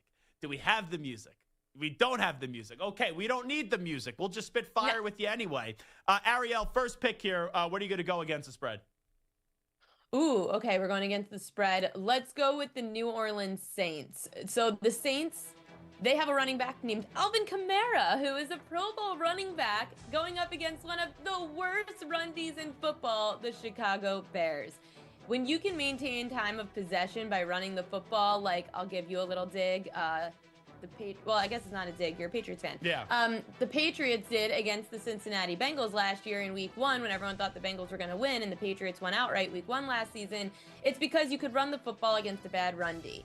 So the Saints, they're getting a Bears team that I know has won 3 straight, covered as a dog, but they have played on the road and they haven't played as well at home. Caleb Williams, the quarterback for the Bears, he's 29th in passing success rate. Guess what? Spencer Rattler's not that bad. He's actually very middle of the pack average. So as long as the Saints can maintain possession of that football, they could keep this game close against the Bears D. Take the plus 5.5. Yeah, I kind of love that pick too because from a spite standpoint, I just do not like Ben Johnson, and Caleb Williams also annoys me too. So I could get on board with the Saints plus the 5.5 points. You mentioned my Patriots. We know Mike Vrabel's going to want to destroy Tennessee because are you going to take this public take like everyone all week? Yeah. We're back in the penthouse, the New England Patriots. We are back. And you know what happens when they're back? I bet them and I win money. Give me the Patriots laying 6.5 points. And you know what? If I'm wrong and the Patriots win, I'm still good with that. If they don't cover the 6.5, if I'm wrong and I lose money gambling and the Patriots lose, yeah, that's when I get upset. So give me the Pats laying 6.5 points. I'm going to take a 4 p.m. Eastern time game. The Chargers minus 1.5. This is a really good scheduling spot for LA to get the Colts. Chargers last week was the 4th time in 6 games that they were on the road. The Colts, they're playing great and they're winning the games they should. They played Miami, Tennessee, and Vegas. They beat up a banged-up Arizona team, and I know they beat Denver. That was their big win. Remember, the Colts should have lost that game. There was a penalty on the field goal, and if they didn't get that penalty called on them, they would have lost. But that penalty helped them kick another field goal, and the Colts ended up beating the Denver Broncos. The Chargers minus 1.5 at home. Great spot against the Colts. Alrighty, I'm going to go Monday Night Football. I know we have a doubleheader. I am going to take the Seahawks laying 3.5. I don't really trust Sam Darnold in a big spot, but they're in front of the 12th man. But who I don't trust in a big spot is also C.J. Stroud. I feel like anytime there's a primetime game or a big spot for the Texans in the history of my lifetime, they lose. So this game is later. It's 10 p.m. Eastern time. I'll probably be asleep by 10:30. I'll probably be up. Let's be real. I stay up till 1 in the morning anyway to watch these games. But I hope to be asleep during this game because I want the Seahawks to roll them and make me go to bed by the 3rd quarter. So give me Seattle laying 3.5. I'll take the other Monday Night Football game. I'm laying 5.5 with Detroit.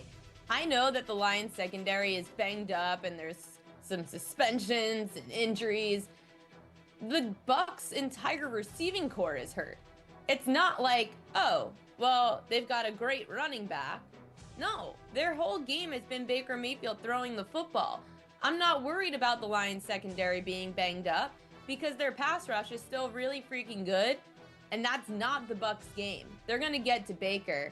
I'll lay 5.5 at home in Detroit after those Lions just got embarrassed by the Kansas City Chiefs. All right, I will be doing the game for Compass Media Networks in the studio. Commanders and Cowboys pre-half and post. With that being said, I think a lot of people are going to bet the Cowboys. I don't know if that information is true or not. It's just the way that I personally feel. Well, I was going to if it wasn't for Trayvon Diggs getting a concussion in his house. Yes, which I read about today, which is just absolutely crazy. And you had all those players. 2 players got injured last week for the Colts, like in pregame warmups or something like that. So it's been one of those weird years. But I look at the Cowboys. I think a lot of people from afar are going to be like, oh, they have the #1 offense. Oh, CeeDee Lamb's coming back. George Pickens. Maybe the Cowboys are going to find a way to even this thing up and get to 3-3-1 on the season. And I look at the Commanders. Deebo Samuel probably not playing. Terry McLaurin also probably not playing. This Cowboys defense just stinks, and I like Jaden Daniels to bounce back from a loss. And I'm getting a 1.5 here. I'll take the Commanders plus a 1.5. So the 3 picks this week, Ariel's going to go Saints plus 5.5, Chargers minus 1.5, Lions minus 5.5. And I'm going to take the Patriots minus 6.5, the Seahawks minus 3.5, and the Commanders plus a 1.5. Once again, you can visit Ariel's website, thepropqueen.com. Make sure you do that. Get some merchandise, take all of her picks, all that stuff. Follow the great Ariel Epstein. Ariel, appreciate the time. Thanks so much. Thank you. Good luck this weekend. You got it. Ariel Epstein joining us right there on the show. We'll take a break. When we come on back, the Eagles have lost 2 straight. What the heck are they going to do going to Minnesota this weekend where they're going to see a familiar friend? We'll get to that on the other side. Update time first. Here's Zach. Infinity Sports Network. Sports Flash. And it's sponsored by Progressive Insurance. Your small business keeps you on the go. Progressive Commercial Insurance keeps your policy within reach with their easy-to-use mobile app. Learn more at progressivecommercial.com. The Dodgers have been the team to beat all year, and they've lived up to their billing as defending champs and hold a 3-0 series lead over the Brewers entering tonight's Game 4 of the NLCS. They're on the precipice of repeating as NL champs. The last team that did that, the very same Dodgers back in 2018. Shohei Ohtani has been quiet at the plate so far. He'll take the mound tonight. Game 5 in the ALCS comes first today with the Blue Jays and Mariners. Even at 2, the road team has won every game thus far. Seattle scored 13 runs in the first 2. The Blue Jays have posted 21 in the last 2. J.J. McCarthy is out once again with a sprained ankle, so it'll be Carson Wentz starting against his former team, the Eagles. The Cowboys' Trayvon Diggs suffered a concussion in a household accident and is out Sunday against the Commanders. CeeDee Lamb good to go, but Terry McLaurin will miss his 4th straight game for Washington due to a quad injury. The Rams' Puka Nacua is sidelined by an injured ankle. Chuba Hubbard is back for the Carolina Panthers. I'm Rich Eck. Hey, like us on Facebook. Our handle is INF Sportsnet. That's INF Sportsnet for our Facebook page. This is the Infinity Sports Network.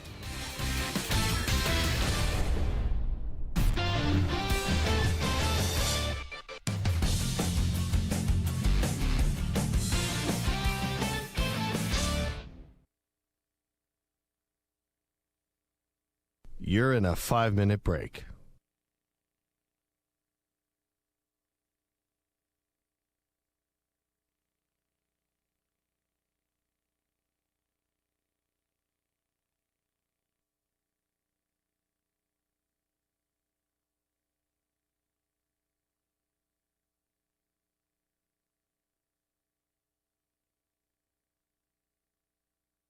Four minutes, 30 seconds remaining.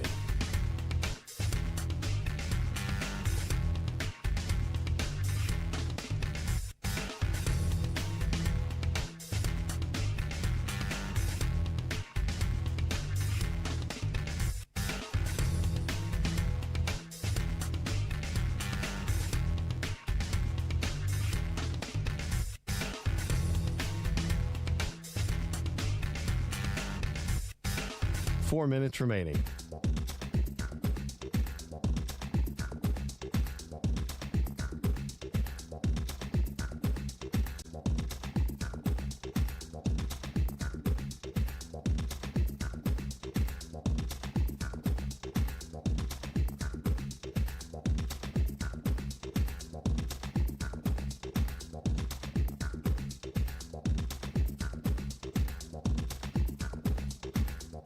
Three minutes, 30 seconds remaining.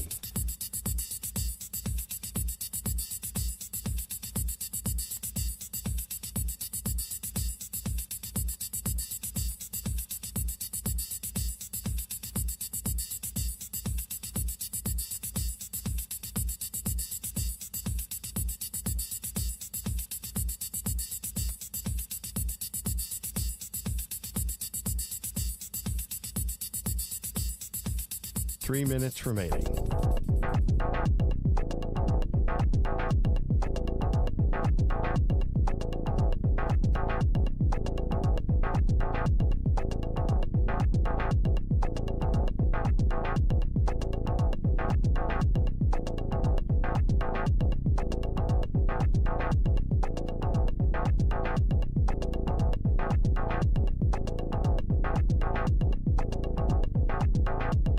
2 minutes, 30 seconds remaining.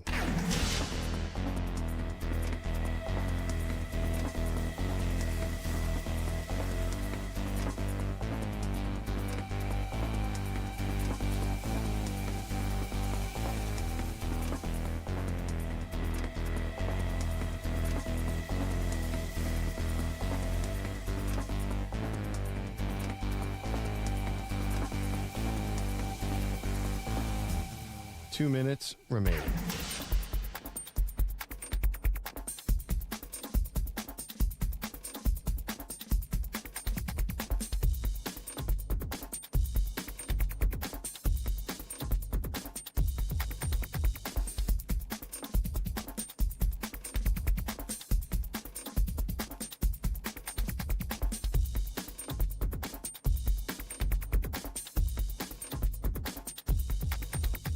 One minute, 30 seconds remaining.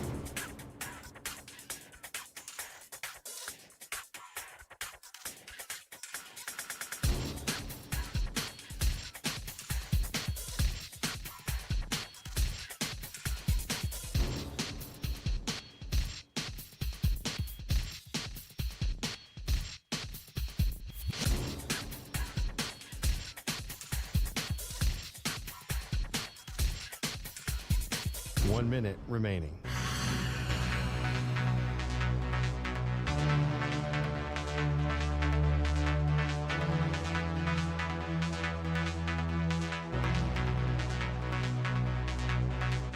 Forty-five seconds remaining.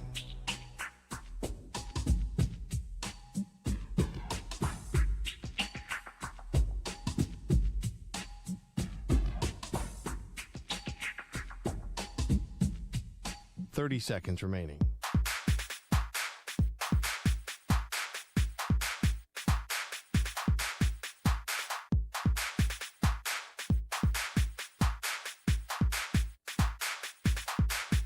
Fifteen seconds.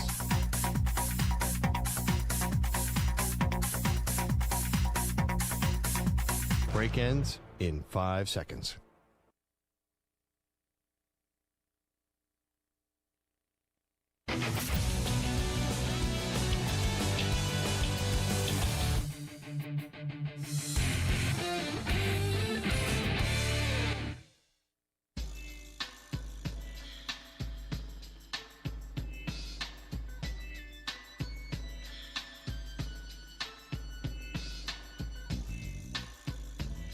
This is the Zach Gelb Show.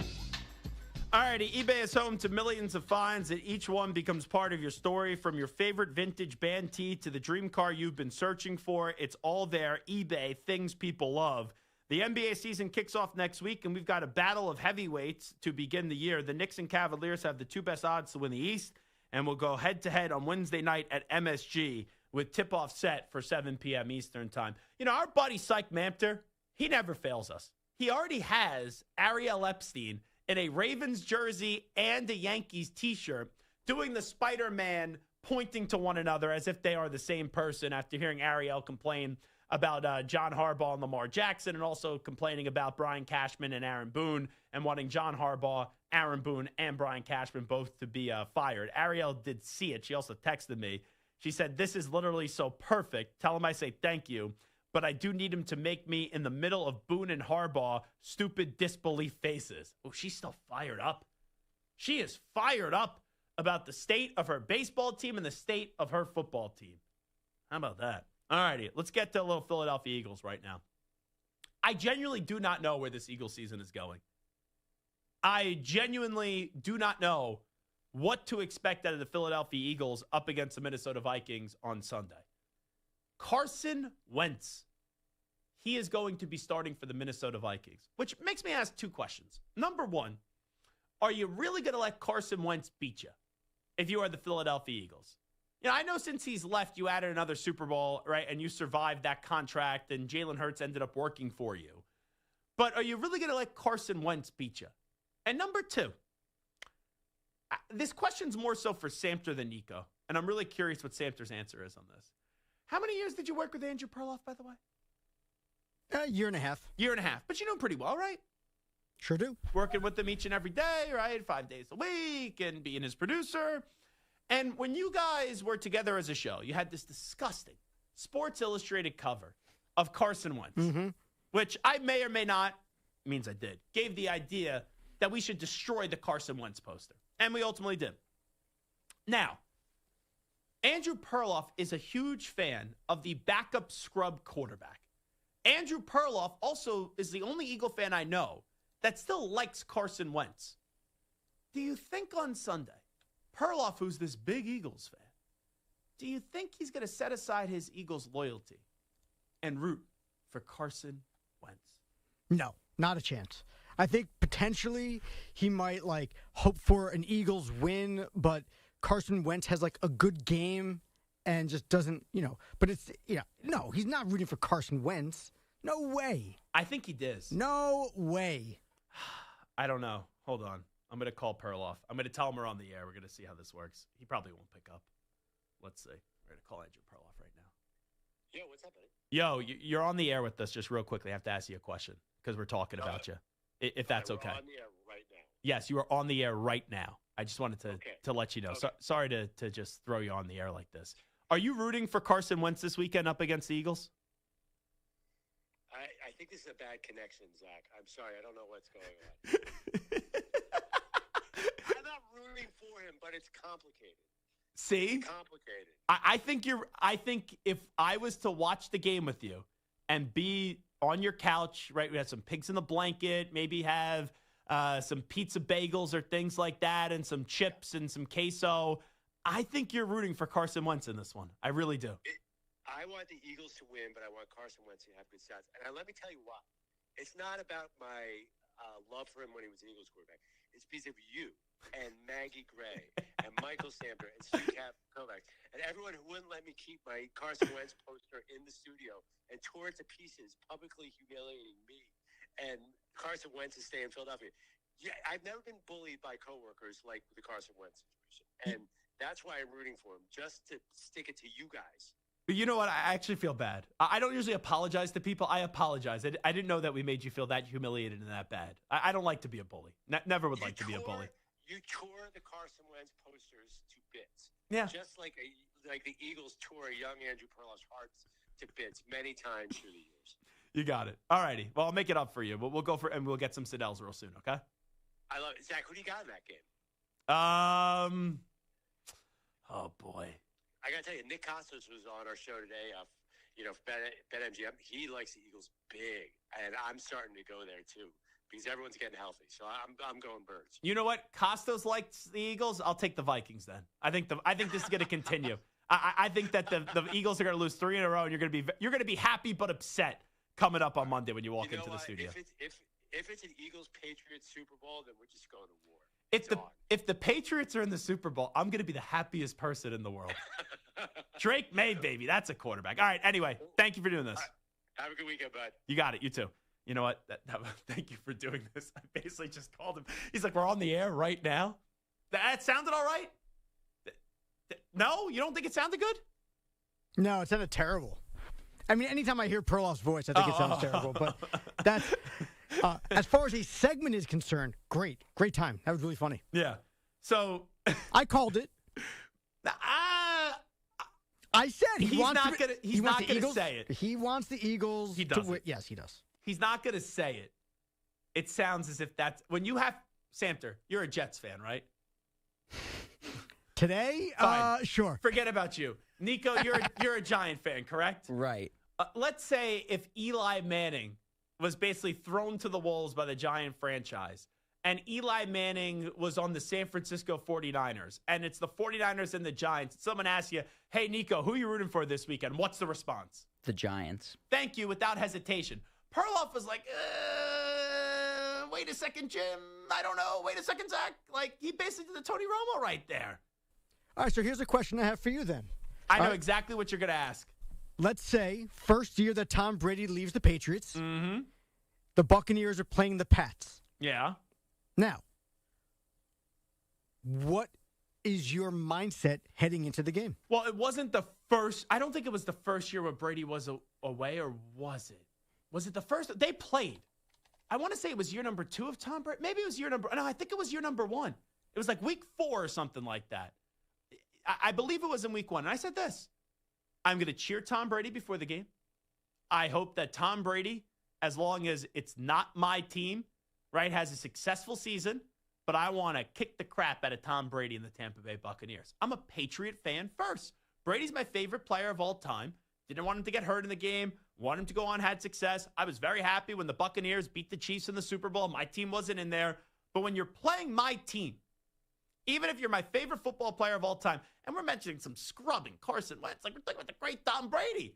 Even I, though, could say, I wanted the Patriots to win, and I was disappointed when they lost that game. I'll give you another one. In December, the Giants are scheduled to play the Vikings. If J.J. McCarthy's healthy, I don't give a damn. Giants all the way. Yeah, but that's because you're a Michigan fan. But that's what I'm saying. It's a quarterback that I loved who's now not on my team anymore. I got to go against him for the Giants. Yeah, but there's no, NFL connection to that. That's college football connection.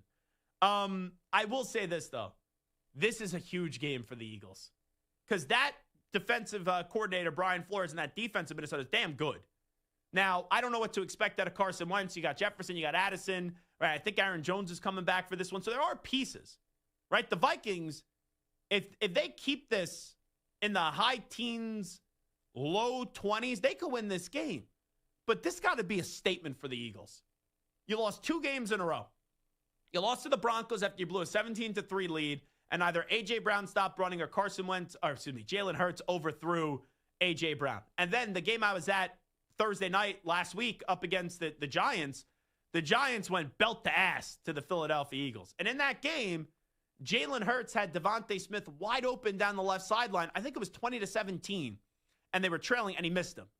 And then later on in the game when he threw the pick 6, he had A.J. Brown wide open, and he couldn't get him. You lose this game, and you suffer 3 losses in a row, people are going to start to say, well, these are the Eagles from 2 years ago and not the Eagles of last year, where when there were some tough times, they opened up a can of whip ass, where it was 2 years ago, hey, you had a 10-1 start, and then there were tough times and you only won 1 game down the stretch. This is an enormous statement game for not only the Eagles just to win, but for Jalen Hurts and for A.J. Brown to stop all these shenanigans. Stop all the nonsense. Stop all the hogwash. Stop all the jackassery. That's got to stop. Those 2 guys are really damn good football players. And they may hate each other's guts right now, but guess what? Jalen Hurts, you need A.J. Brown, and A.J. Brown, guess what? You need Jalen Hurts. So I'm going to be really curious how this game does play out. But I think it's as clear as ever been. Andrew Perloff, Mr. Philadelphia, Mr. Ballackinwood, Mr. Lower Merion, Mr. EAGLES Eagles, he's doing a skull chant this weekend. He wants Carson Wentz and the Minnesota Vikings to win. Not the Vikings necessarily for that part, but he wants Wentz. And I think secretly he'll be on his couch saying, go, Carson, go, go, go, go, go, go, Carson, go, go, go. And he'll do the skull chant instead of the Eagles chant. Zach Gelb Show, Infinity Sports Network. Ralph Russo will join us next. We'll talk some college football with Ralph. It is a great job. Senior reporter for The Athletic.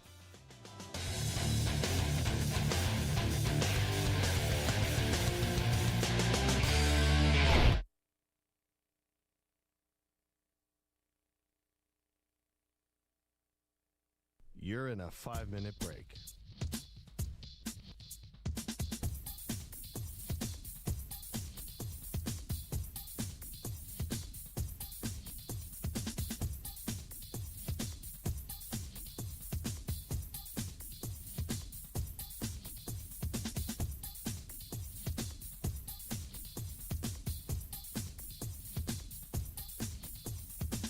Four minutes, 30 seconds remaining.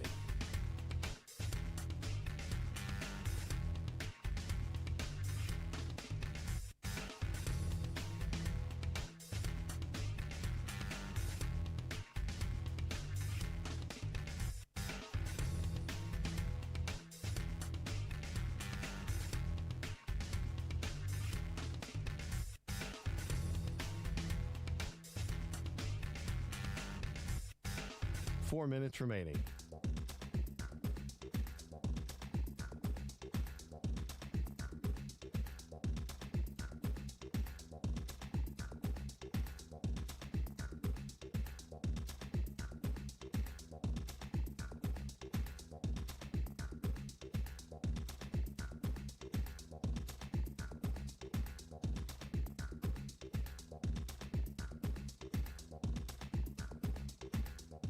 3 minutes, 30 seconds remaining.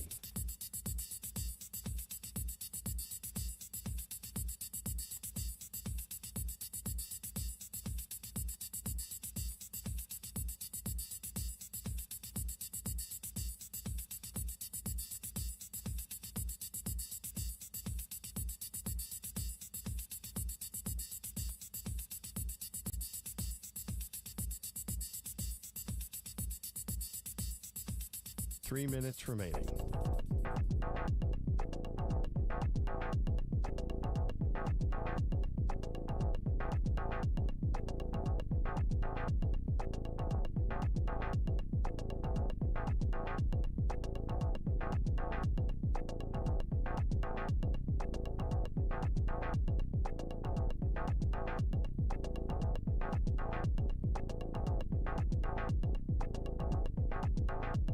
Two minutes, 30 seconds remaining.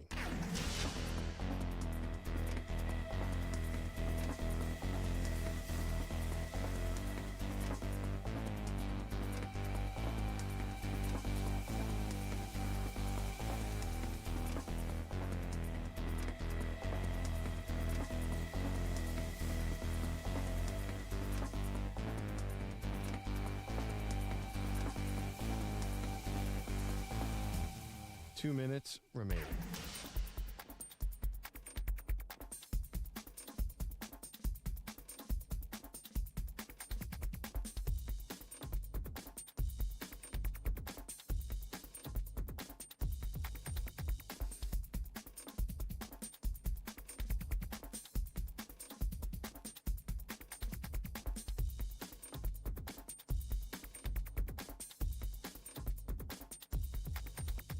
One minute, 30 seconds remaining.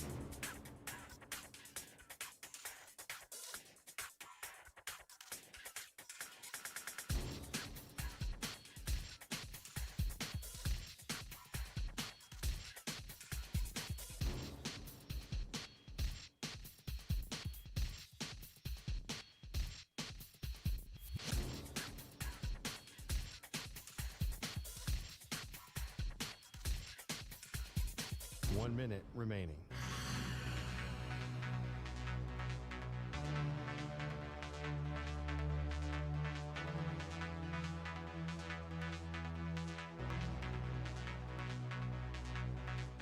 Forty-five seconds remaining.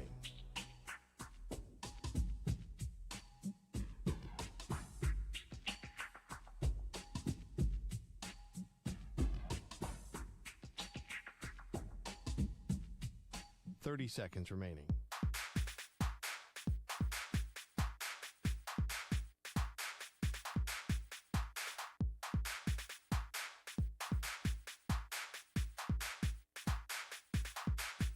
Fifteen seconds.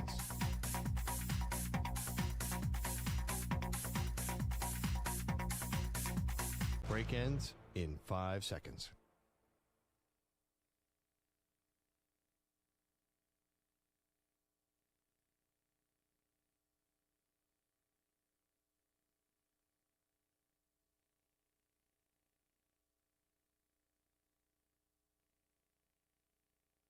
To infinity and beyond. He's live. He's nationwide.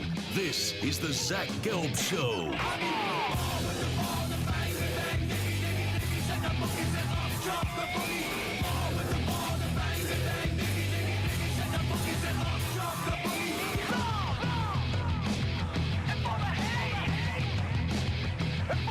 Here's your host, Zach Gelb.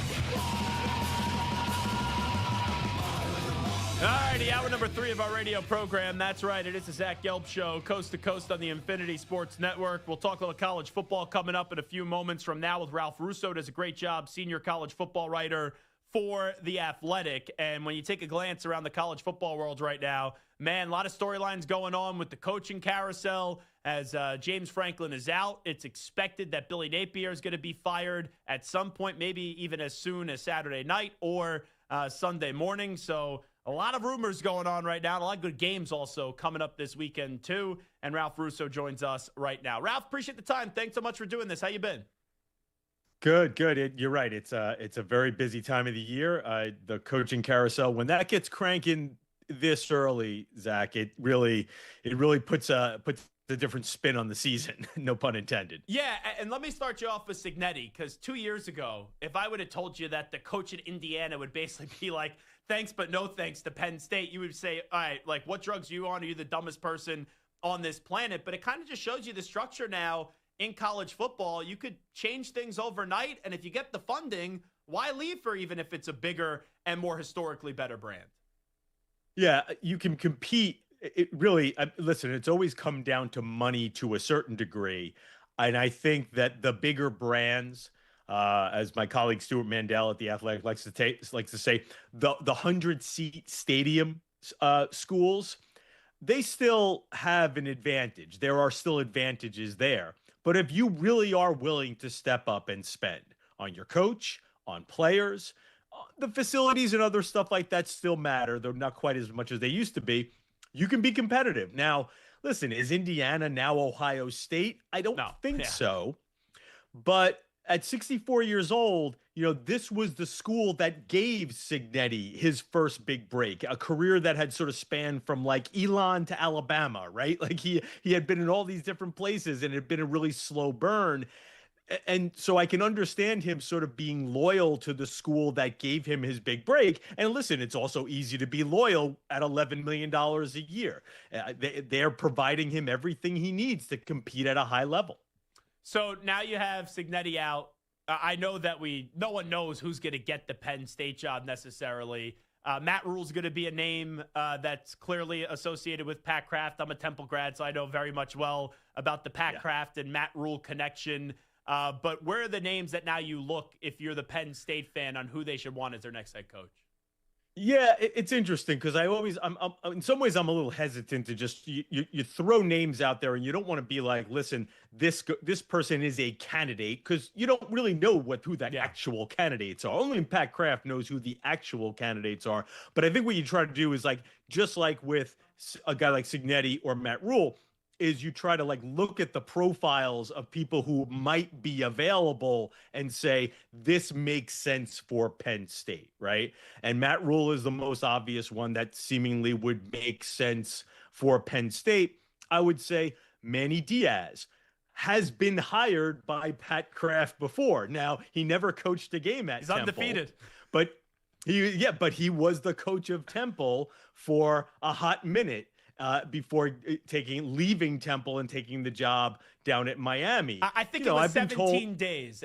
I'm not salty or anything about it, but I think it was 17 days there, Ralph. Right. And as much as Manny's time at Miami was bumpy, it wasn't horrible. I would say, we talk about funding and support and things like that.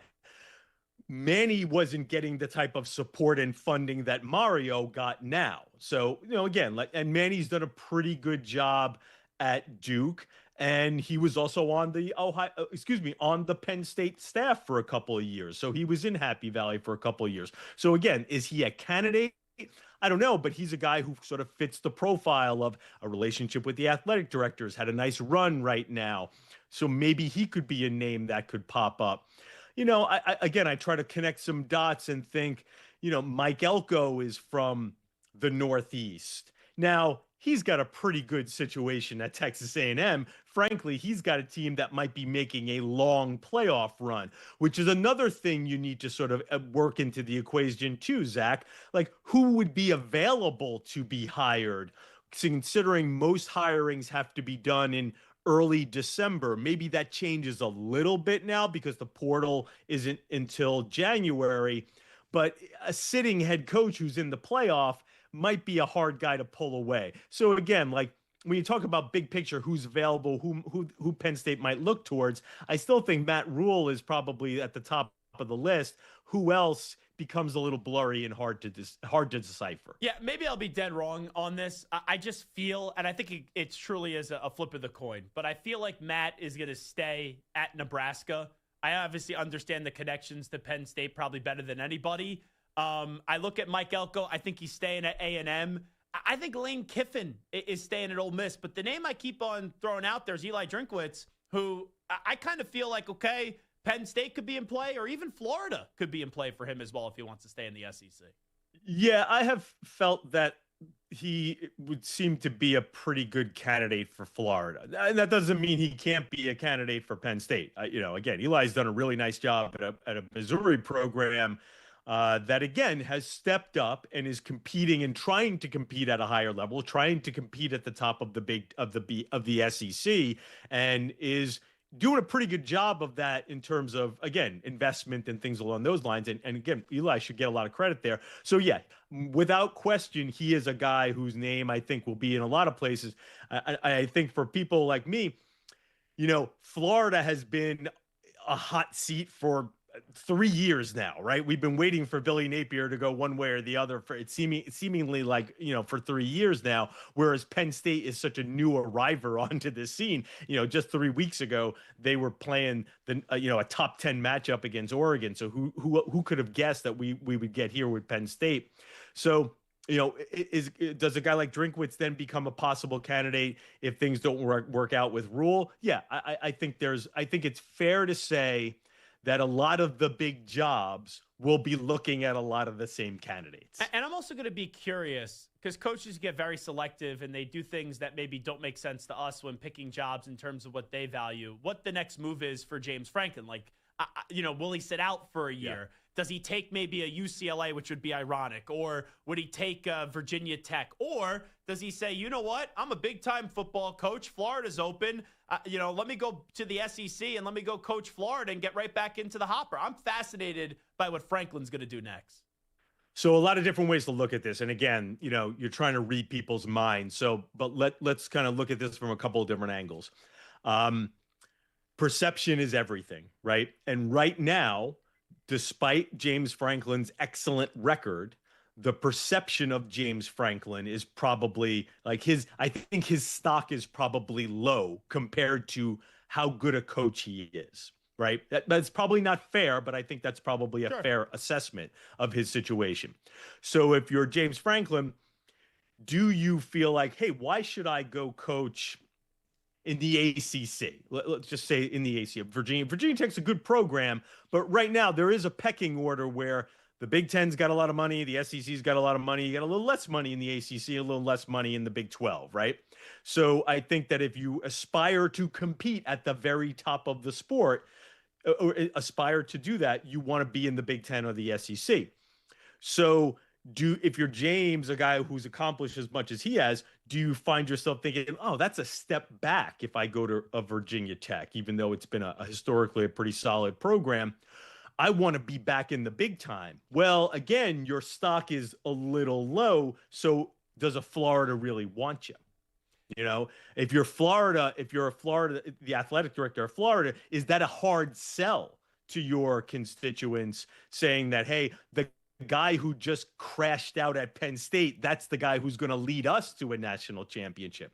So there's a lot of things in play there that sometimes aren't necessarily fair in the way you judge a coach, but what you do, perception is reality. So I think that is one of the things that he's going to have to deal with. And maybe he is best off doing TV for a year, building his stock back up, because sometimes, time heals some wounds, and maybe you have a better situation next year. The last thing I'll say on that, though, a lot of jobs are going to open up. So it might be hard for a guy like Franklin to stay away because there might be so many opportunities available. Like, what about Auburn and Kentucky?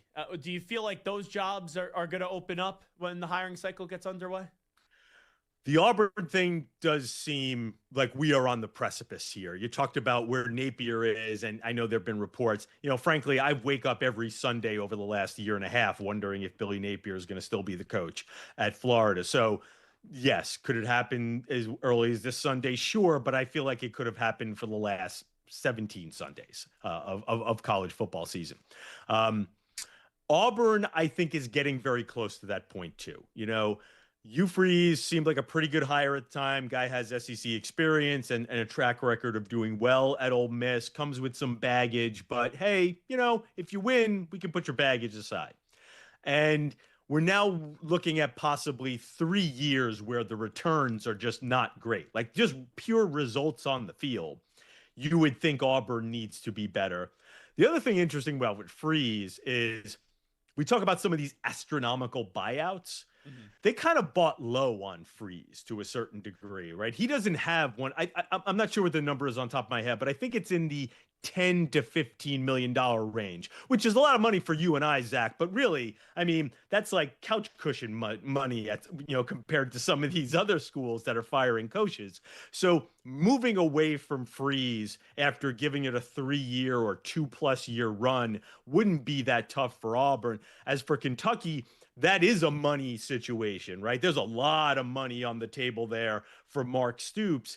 And I feel like that's not a situation where you might see a firing as much as the school and the coach kind of sit down and look at each other and say, maybe we could both use a change here. So let's talk about how to make that happen. Yeah, and you look at Kentucky, they did it with John Calipari. So I guess that could happen in the athletic department. When we look at some coaches that could be on the move, in the non-Power 4, right, everyone's going to tell you John Summerall, Golish, Ryan Silverfield. But inside the Power 4, I keep on going to 2 names. I'm wondering if Kenny Dillingham will be back at Arizona State next year, or does he take a bigger job? Or Brent Key at Georgia Tech, who's having a really good season right now. They're undefeated. I wonder if he maybe looks for a bigger job as well. So Kenny D, I would think, is more likely to remain at Arizona State. There's 2 things going on. First of all, this season, I think he's got a pretty good team. The Levin injury has thrown it off a little bit. Like, I don't know if he would be, let's say, by the time we get to the end of November, I'm not sure Kenny Dillingham would be selling himself at the top of his own market, right? If they're 8-4, maybe all of a sudden he finds himself going like, okay, I'm going to sit this out. Not to mention, again, that is his school. So I could also see him being have a level of loyalty to his own school that would make him say, I got more work to be done here as opposed to just being here for 3 years. But he certainly has the look of a rising star.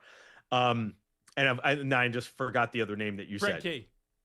Oh yeah, of course. Yeah, Brent Key is going to be an interesting one because there is definitely an arrow up on Brent Key at a Georgia Tech team that, if they win it, especially if they win at Duke this weekend, all of a sudden, like the path towards Georgia Tech getting to the ACC championship and even playing in the playoff looks pretty darn good. And of course, that reverts back to our other conversation.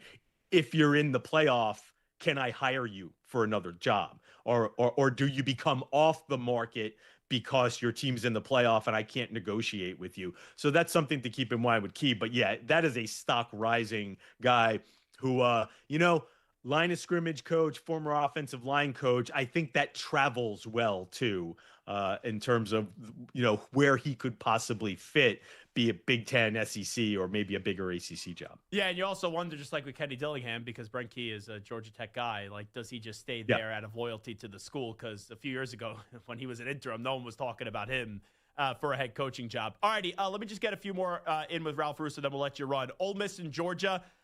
I like Trinidad Chambliss a lot. Georgia's offense just hasn't really been all that for me this year, and I think they've been begging to get got the last few weeks. I kind of think Ole Miss is going to beat them once again. Your thoughts? So Ole Miss last year worked over Georgia about as well as anybody has worked over Georgia in the Kirby Smart era. That was in Oxford, and that was an Ole Miss team that had a pretty ferocious defensive line. This Ole Miss team is not as loaded on the defensive side of the ball. Still very good offensively with Lane Kiffin. I just have a hard time. And you're right. This is not 2022, 2021 sure. Georgia. Just to be very clear, this is not that type of team. I have a hard time seeing Kirby losing two in a row to Lane, especially in Georgia. Listen, close game, but I'm leaning more towards Georgia getting the job done here. USC and Notre Dame, it feels like nationally everyone's picking Notre Dame. I see they're as high as a 9.5, 10-point favorite. How much of a chance you give USC to pull off the upset on the road? So I'm not a betting man, but that does seem like a lot of points. And Notre Dame is playing great. They got to remember their 2 losses are to 2 top 5 teams at this point. So Notre Dame has been rolling since then. Hard to trust Lincoln Riley's teams on the road. Hard to trust Lincoln Riley's teams in general.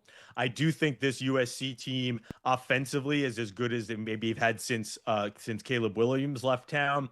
But again, that seems like a lot of points to me. I love USC's running game. But the other thing that I think you should remember in this rivalry, the better team usually wins. And I think the better team is Notre Dame. One last thing on this one, Zach.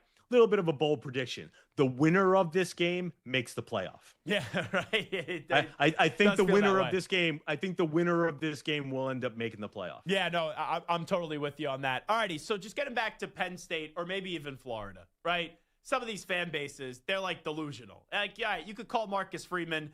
I may call Beyonce for a date. I don't think I'm getting that date with Beyonce. Some Penn State fans are saying, oh, what about Kalen DeBoer? Kalen DeBoer is not leaving Alabama for Penn State. Yeah. So, like, is there a mystery name out? Some people have flown out Brian Kelly if things go south at LSU. Is there a name out there? No. So the funny thing with Brian Kelly is I suspect that Brian Kelly might like that idea of going to Penn State and resetting his clock because things aren't going that great at LSU. But I know there's been some criticism of like, hey, why would you hire Matt Rule? Look at his record in the big games. Aren't you just hiring another version of James Franklin? In many ways, that's what Brian Kelly is, except you don't have the pre-existing relationship with the athletic director in the school. And, Matt Rule's a former Penn State guy. He played for Joe Paterno. So I don't know. The Kelly thing, I think, would make more sense to Kelly than it would to Penn State. Yeah, again, I think this is a broader conversation of like, what will make you happy, right? I think I find myself with fans when I like throw out names on Twitter and we do these articles and they're like, well, that guy stinks and I don't want this guy. Like, that's underwhelming. Who is a good candidate for you? Yeah. Because it's not just who will like there's only so many people who will take your job. Like, why would Marcus Freeman leave a good situation at Notre Dame just to move into a similar situation at Penn State? Why would Kalen DeBoer leave a great situation at Alabama to move over there? Like, the pool is a lot smaller than I think most fans want it to be. So I think you're almost setting yourself up to be a little disappointed. Yeah, and let's be real. Everyone, when they get into these coaching stuff, they come off as hypocrites. Like, I've heard from the Penn State fan, don't hire Matt Rule because the top 25 record isn't good. Well, he was at Temple and Baylor when no one wanted to go to Baylor. But then people will say, oh, I'll take Fran Brown, though, from Syracuse, who Fran Brown learned everything under Matt Rule. And I know he was at Georgia for a little bit with Kirby Smart, but he's a Matt Rule guy. That's an amazing point, Zach, that I love to try to hammer home too. So I'm with you on this. There is more desire to go for the unknown. I think fans are like, we want the next Dan Lanning. Yeah. So find that guy. And I would say also this, if Dan Lanning's team doesn't win a playoff game this year, he will be the next coach that we look at and go, hey, man, when are you going to step up and win something big, right? Like, which is crazy because he's done such a great job. But we're so fickle with the way we look at these coaches. Like, their reputations turn on one or two games here. So I think that there's a lot of desire. Like, you'll look at the unknown coach, the John Summerall. Why don't you go get John Summerall? He's the next up-and-coming rising star. It's like, hey, why don't we see him actually win a conference? Like, win the American first before we dub him the next Nick Saban. So it's just such a very weird dynamic that the coaches with a track record end up being less desirable than the ones with very short track records that we can wish cast them to be the next great coach. Does a great job covering college football as a writer for The Athletic. He's been doing this for a long time. He is Ralph Russo. Ralph, appreciate the time. Have a great weekend. Thanks, Zach. There you go. Ralph Russo joining us on the show. We'll take a break. We'll come on back. We'll do a little onside offside next. You're in a 5-minute break.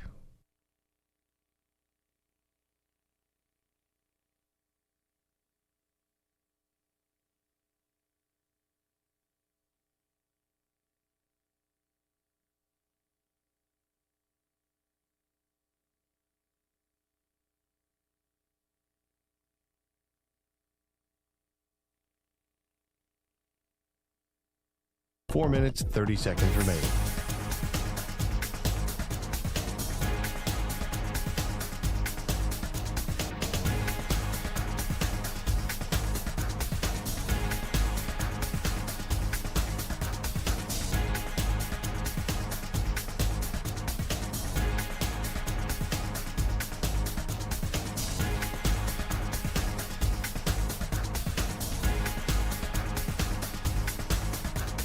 Four minutes remaining.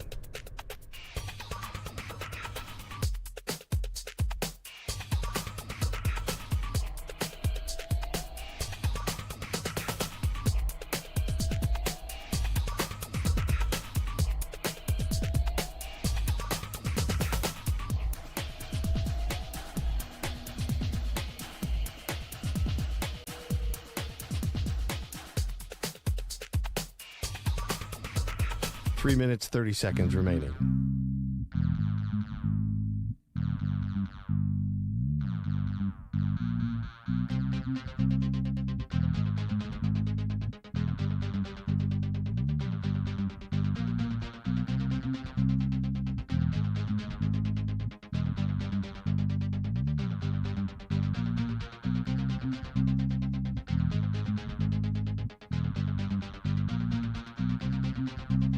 Three minutes remaining.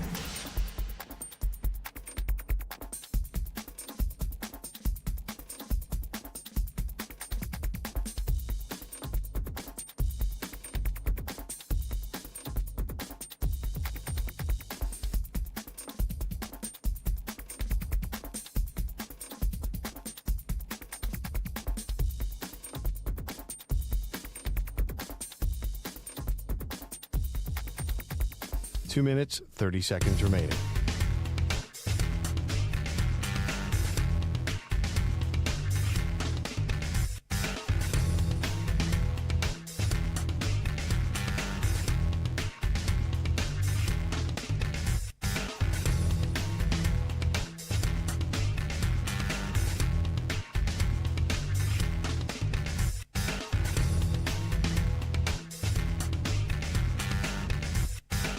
Two minutes remaining.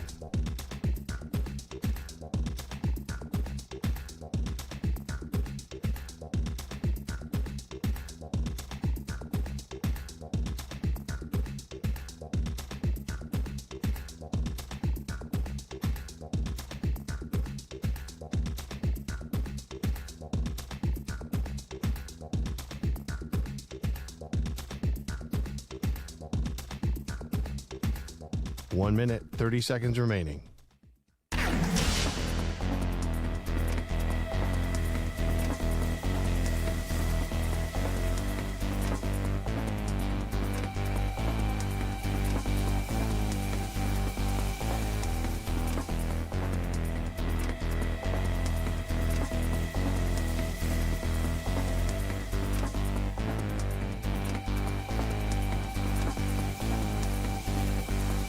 One minute remaining.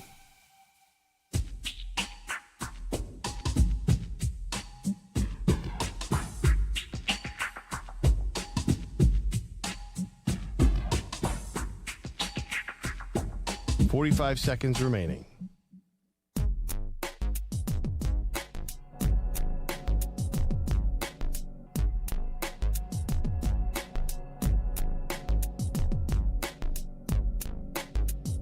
.30 seconds remaining.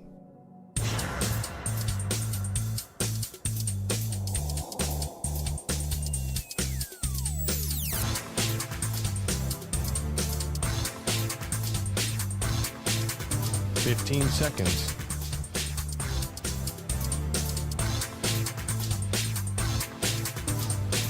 Break ends in 5 seconds.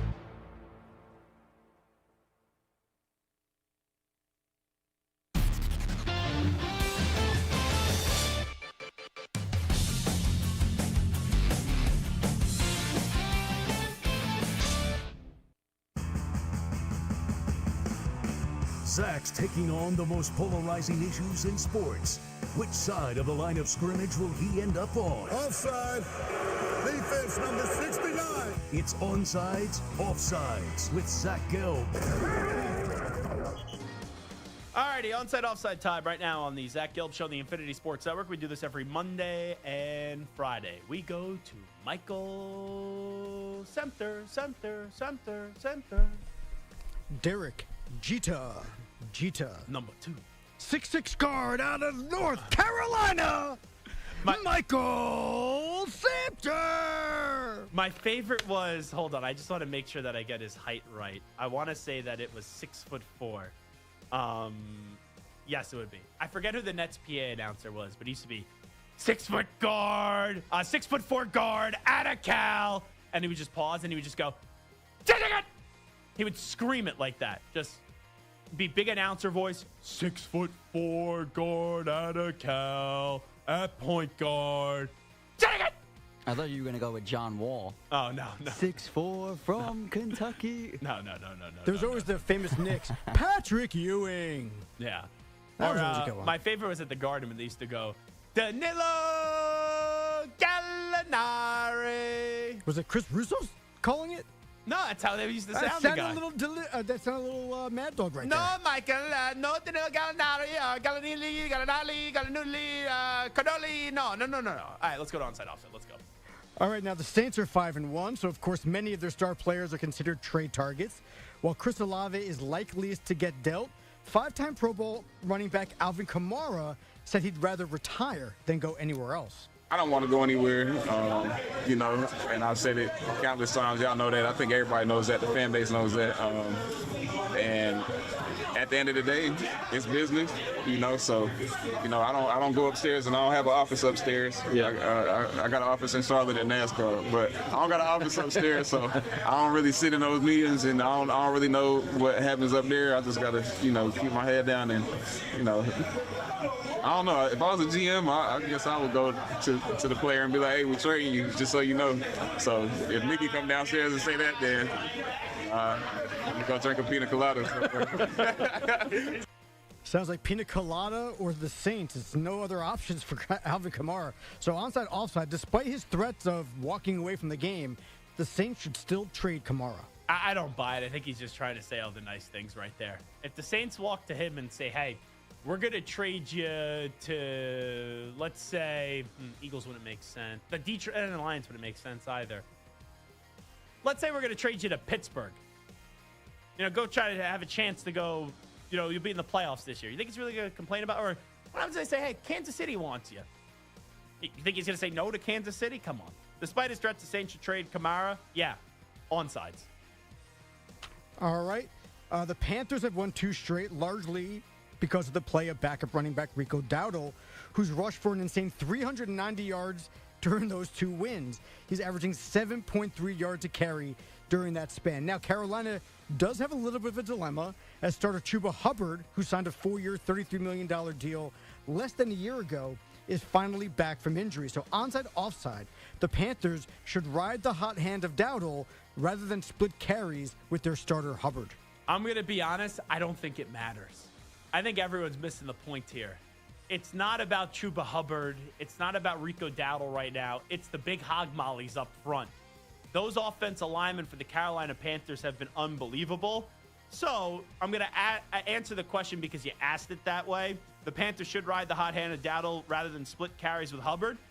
I'm going to go offside. They should play both of them. Now, you can have a preference one or the other. Maybe you give Dowdle more this week because he's been the guy, but you just paid Chuba Hubbard a lot of money. Make both of them go. Wear a team down.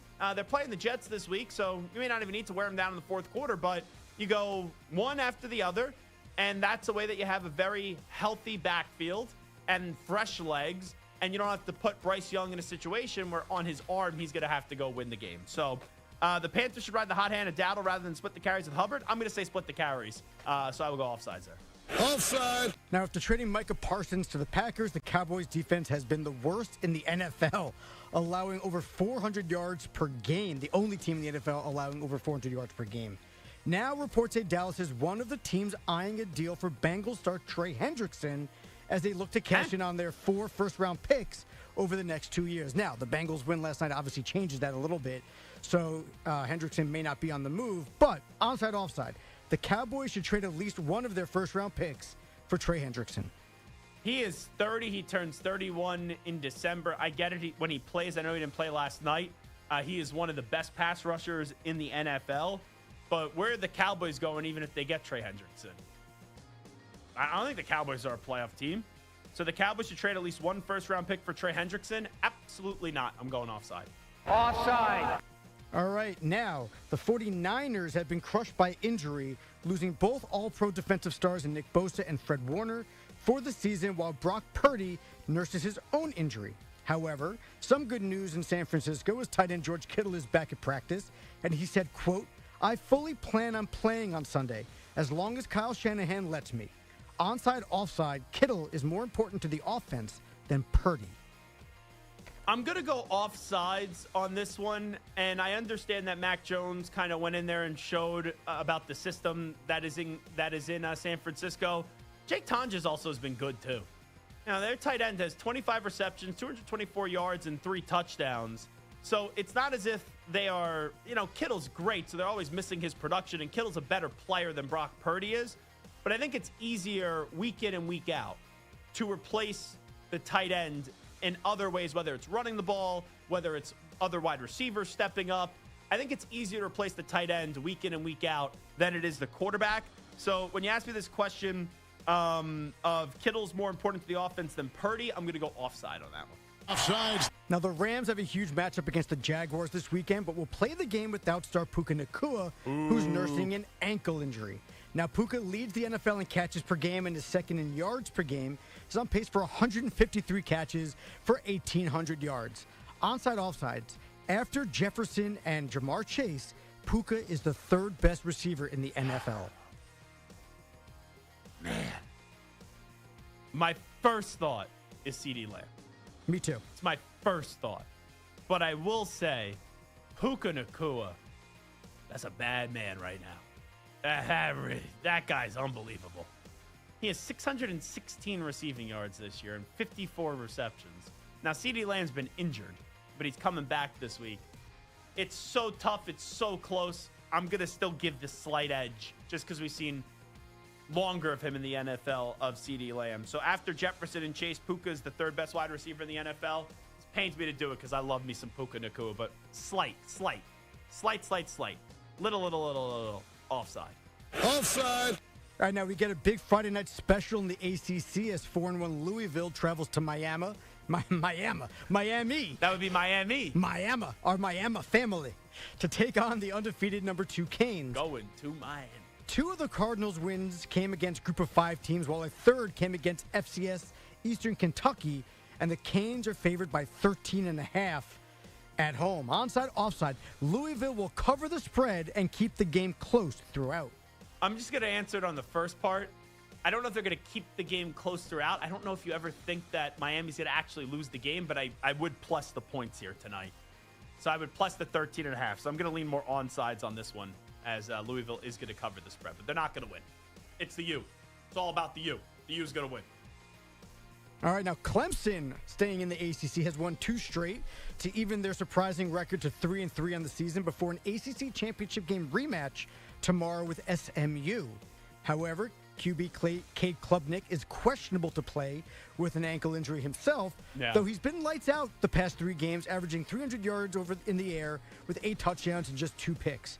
Onside, offside, you still expect Klubnik to be drafted in the first 2 rounds. Yeah, and I don't know if it changed, but kind of the sentiment yesterday is that they were leading that he wouldn't play rather than he would play. He's been lights out against Syracuse, UNC, and Boston College. I think Nico could be lights out against those 3 teams right now. I was very skeptical of Cade Klubnik in terms of being a first-round pick before the season started. I did think he was going to be one of the better quarterbacks in the country just because I didn't love the quarterback play around the country and he has so much experience. This screams like a 3rd or a 4th round pick, especially with how this season is tanked for Clemson. So you still expect Klubnik to get drafted in the first 2 rounds. I'm going to go offsides there. Offside. All right, now Diego Pavia and number 17 Vandy host Garrett Nussmeier and number 10 LSU tomorrow and are actually 2.5-point favorites. The first time in, get this, 77 years that the Commodores have been favored over a top 10 team. Congrats, over there to Clark Lee and that team. Pavia and Nussmeier have nearly identical passing yards, about 1,400 this year, but Pavia has more touchdowns and fewer picks, and obviously is much better on the ground than Nussmeier. Onside, offside, Diego Pavia will be a better pro quarterback than Garrett Nussmeier. I don't know if Diego Pavia is going to get this great opportunity. If you ask me, Zach, you're drafted a quarterback tomorrow, who would you rather draft? I'm taking Diego Pavia over Garrett Nussmeier. But all these analytic nerds, all these draft analysts, Garrett Nussmeier this, Garrett Nussmeier that. I just think Garrett Nussmeier is going to get more of an opportunity, and people are going to just look at Diego Pavia as a college gimmick is kind of how they're going to view him, even though what he's done has been sensational. So personally, I would rather take Pavia over Nussmeier. And if you say, Zach, who should be the better pro quarterback, I would say Pavia. But the question is, Pavia will be a better pro QB than Nussmeier. I think Nussmeier is going to get more opportunity. So I'm going to go offside on that one. Offside. All right, now we're looking at Georgia as they travel to Oxford to take on Georgia to take on number 5 Ole Miss in a huge SEC matchup. The Bulldogs have looked vulnerable this year, losing to Bama and barely sneaking by Tennessee and Auburn, where they got screwed by the refs, or where they got locked out by the refs. While Ole Miss's only quality win was a 5-point victory at home against LSU. So onside, offside, despite being ranked lower, Georgia is actually the better team than Ole Miss. And Georgia is the significant favorite in this one, even though they don't have the higher ranking. I don't think so this year. I think Lane Kiffin's doing a phenomenal job there. I think they've struck gold with Trinidad Chambliss. I know the defense is questionable at Ole Miss. It's not as strong as the defense as last year, but I walk into this game thinking Ole Miss should win the game. And I love Ole Miss plus the points. I love them outright. So Georgia's the better team than Ole Miss. I'm going offside on that one. Offside. All right, now, Kalen DeBoer is finally seeming to silence some of his critics, winning 5 straight after that opening week loss. However, CBS Sports college football writer Adam Brenneman, I'm sure you love this report, threw out an interesting thought, tweeting, quote... No, this is not interesting, though. This is a dumb thought. Okay, well, I know where you're going to go with the onside-offside then. The more I think about it, the more I like DeBoer as a Penn State candidate. Do we know if he's happy at Bama? Yes. Clear path to the playoffs every year in the Big Ten. Close quote. Onside, offside, DeBoer would be better off at Penn State than Alabama. Let me just say this. I know Kalen DeBoer. Kalen DeBoer is not the most emotional person. I can guarantee you this. Kalen DeBoer is not thinking about for a second leaving Alabama to go to Penn State. If this was 4 or 5 years into Alabama, maybe a different story. But 2 years in, and last year, right, they had 3 losses. They missed the playoff. All right, got to make the playoff this year. And week 1 was a disaster, but since then, they haven't lost a game. I just don't understand, outside of the fact that Adam Brenneman played for Penn State and he's being a Penn State homer here, why you even suggest, like, swing big, go ahead. But there is no way, a 0% chance when we start the 2026 season, that Alabama's going to lose their head football coach to Penn State. And if Andrew Filipponi was hosting this show, he would say, no numbing agents. If that happens, that Alabama's coach leaves for Penn State in the year of 2026, that my nipples will get pierced, like what Filipponi did last night. Now, I'm just saying that's what Filipponi would say. That's not what I'm saying. But there's no chance that Alabama's going to lose their coach to Penn State this hiring cycle. DeBoer would be better off at Penn State than Alabama? No. Offside. Offside. I mean, can we make that bet happen? Can we find a way to make that work? I would bet a lot of things for this show. Putting my nipples on the line, those are very sensitive areas. I am not looking to get my nipples pierced anytime soon. That's a hot take. I mean, I agreed to get a Chiefs tattoo on this show. Yeah, and you're supposed to get one, and you never got one, and it's been 2.5 years. No, I got one. It's just illegal for me to show it on the air. Because it's on your ass? Somewhere. Okay. Last one. Let's go. Last one. Let's go to a little bit of baseball before we get out of here. The Dodgers are rolling through the postseason, winning 8 of 9 in their 3 rounds, including starting the NLCS up 3-0 against Milwaukee. With one more win, the defending champs will reach their 5th World Series in 9 years, going 2-2 in the Fall Classic so far over that span. Onside, offside, if the Dodgers win the series again, the World Series, you will consider this team a dynasty. So I think of dynasty as 3 and 4 years, 3 and 5 years. I know that they won the World Series in 2020, and they had one in 2024 last year, and then this one would be 2025. But with that being said, because Ohtani now is in the mix, I think it breaks it up a little bit. And now, like, that team in 2020, we view it a whole lot differently than the team of last year. So I think they would need to get one more on top of this one this year to become a dynasty. So this one and then another one to be viewed as a dynasty. If the Dodgers win the World Series again, you would consider this team a dynasty? Not yet. I think they would need another one, so I would go offsides. Offsides. Because, right, it was not only just Ohtani being there. They win the World Series in 2020. All right, people go, oh, it's a Mickey Mouse championship because it's COVID. Then after that, they lose in the NLCS, they lose in the NLDS, they lose in the NLDS. All right, then they got Ohtani, they win the World Series. I think they'd have to win 2 more to become a dynasty. Let's get the latest update in with the Ackman, Rich Ackerman. Infinity Sports Network. Sports Flash. And it's sponsored by Progressive Insurance. Your small business keeps you on the go. Progressive Commercial Insurance keeps your policy within reach with their easy-to-use mobile app. Learn more at progressivecommercial.com. The Mariners were riding high, returning home up 2-0 on the Blue Jays, but that lead is now all gone. Game 5 of the ALCS gets underway shortly with Seattle and Toronto now even at 2 after the Blue Jays got a terrific performance from Max Scherzer, who turned back the clock, and Toronto scored 8 runs, giving him some support. Bryce Miller and Kevin Gausman are the starters. The National League champ could be decided tonight. The Dodgers have a 3-0 series lead over the Brewers, allowing a total of 3 runs so far. And Shohei Ohtani hasn't done much offensively. He'll try to make an impact on the mound tonight when he starts Game 4. Brock Purdy's injured toe will keep him out another game, while Carson Wentz makes another start against the Vikings, or I should say against the Eagles, with J.J. McCarthy out once again. 2 key players will be missing from Sunday's Cowboys-Commanders game. Trayvon Diggs out with a concussion from a household accident, while Terry McLaurin will miss his 4th straight with a quad injury. CeeDee Lamb is good to go. Puka Nacua out for the Rams due to an ankle injury. And Chuba Hubbard returns for the Panthers after missing 2 games. I'm Rich Ackerman. This is the Infinity Sports Network. Follow us on Instagram. Our handle is Infinity Sports Network. That's Infinity Sports Network to follow us on Instagram.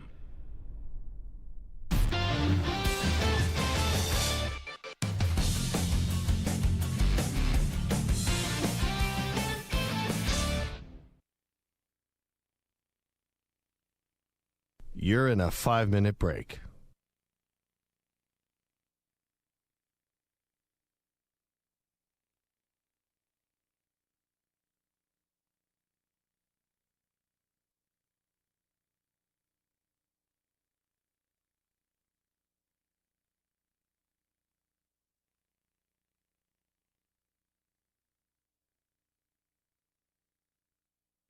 Four minutes, 30 seconds remaining.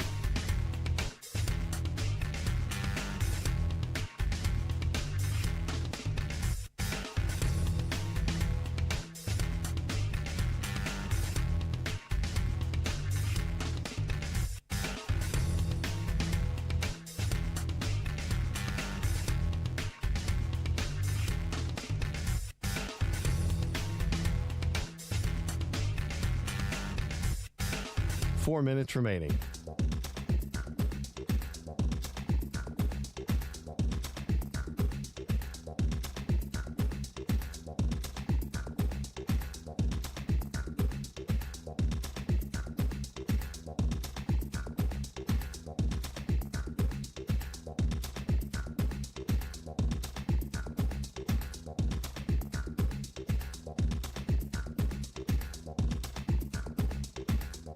Three minutes, 30 seconds remaining.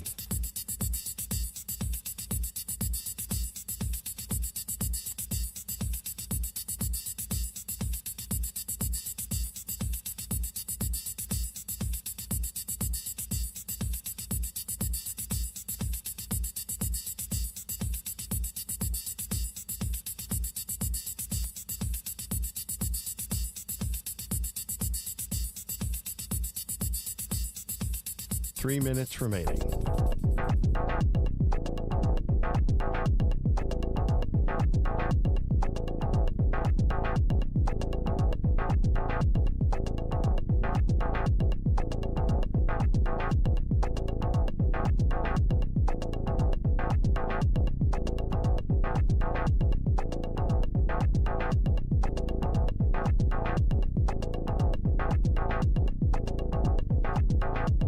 Two minutes, 30 seconds remaining.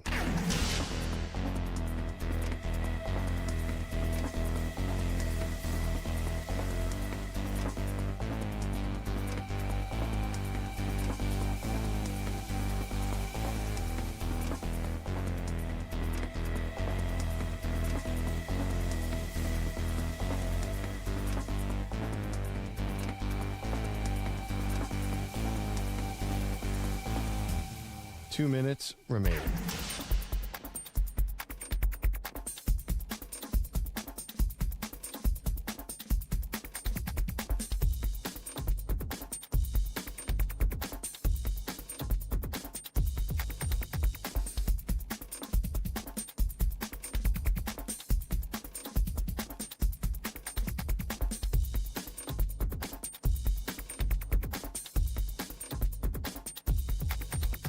One minute, 30 seconds remaining.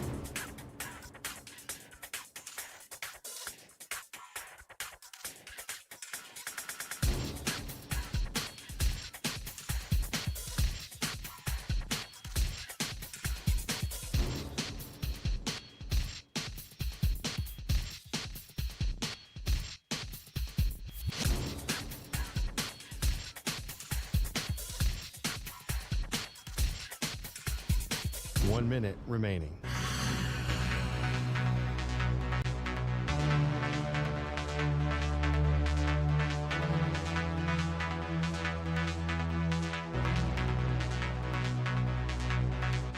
Forty-five seconds remaining.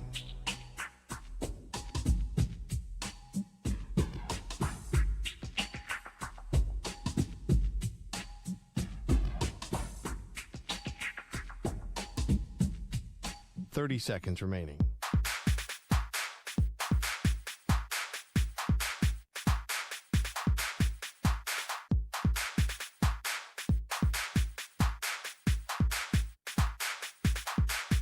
Fifteen seconds.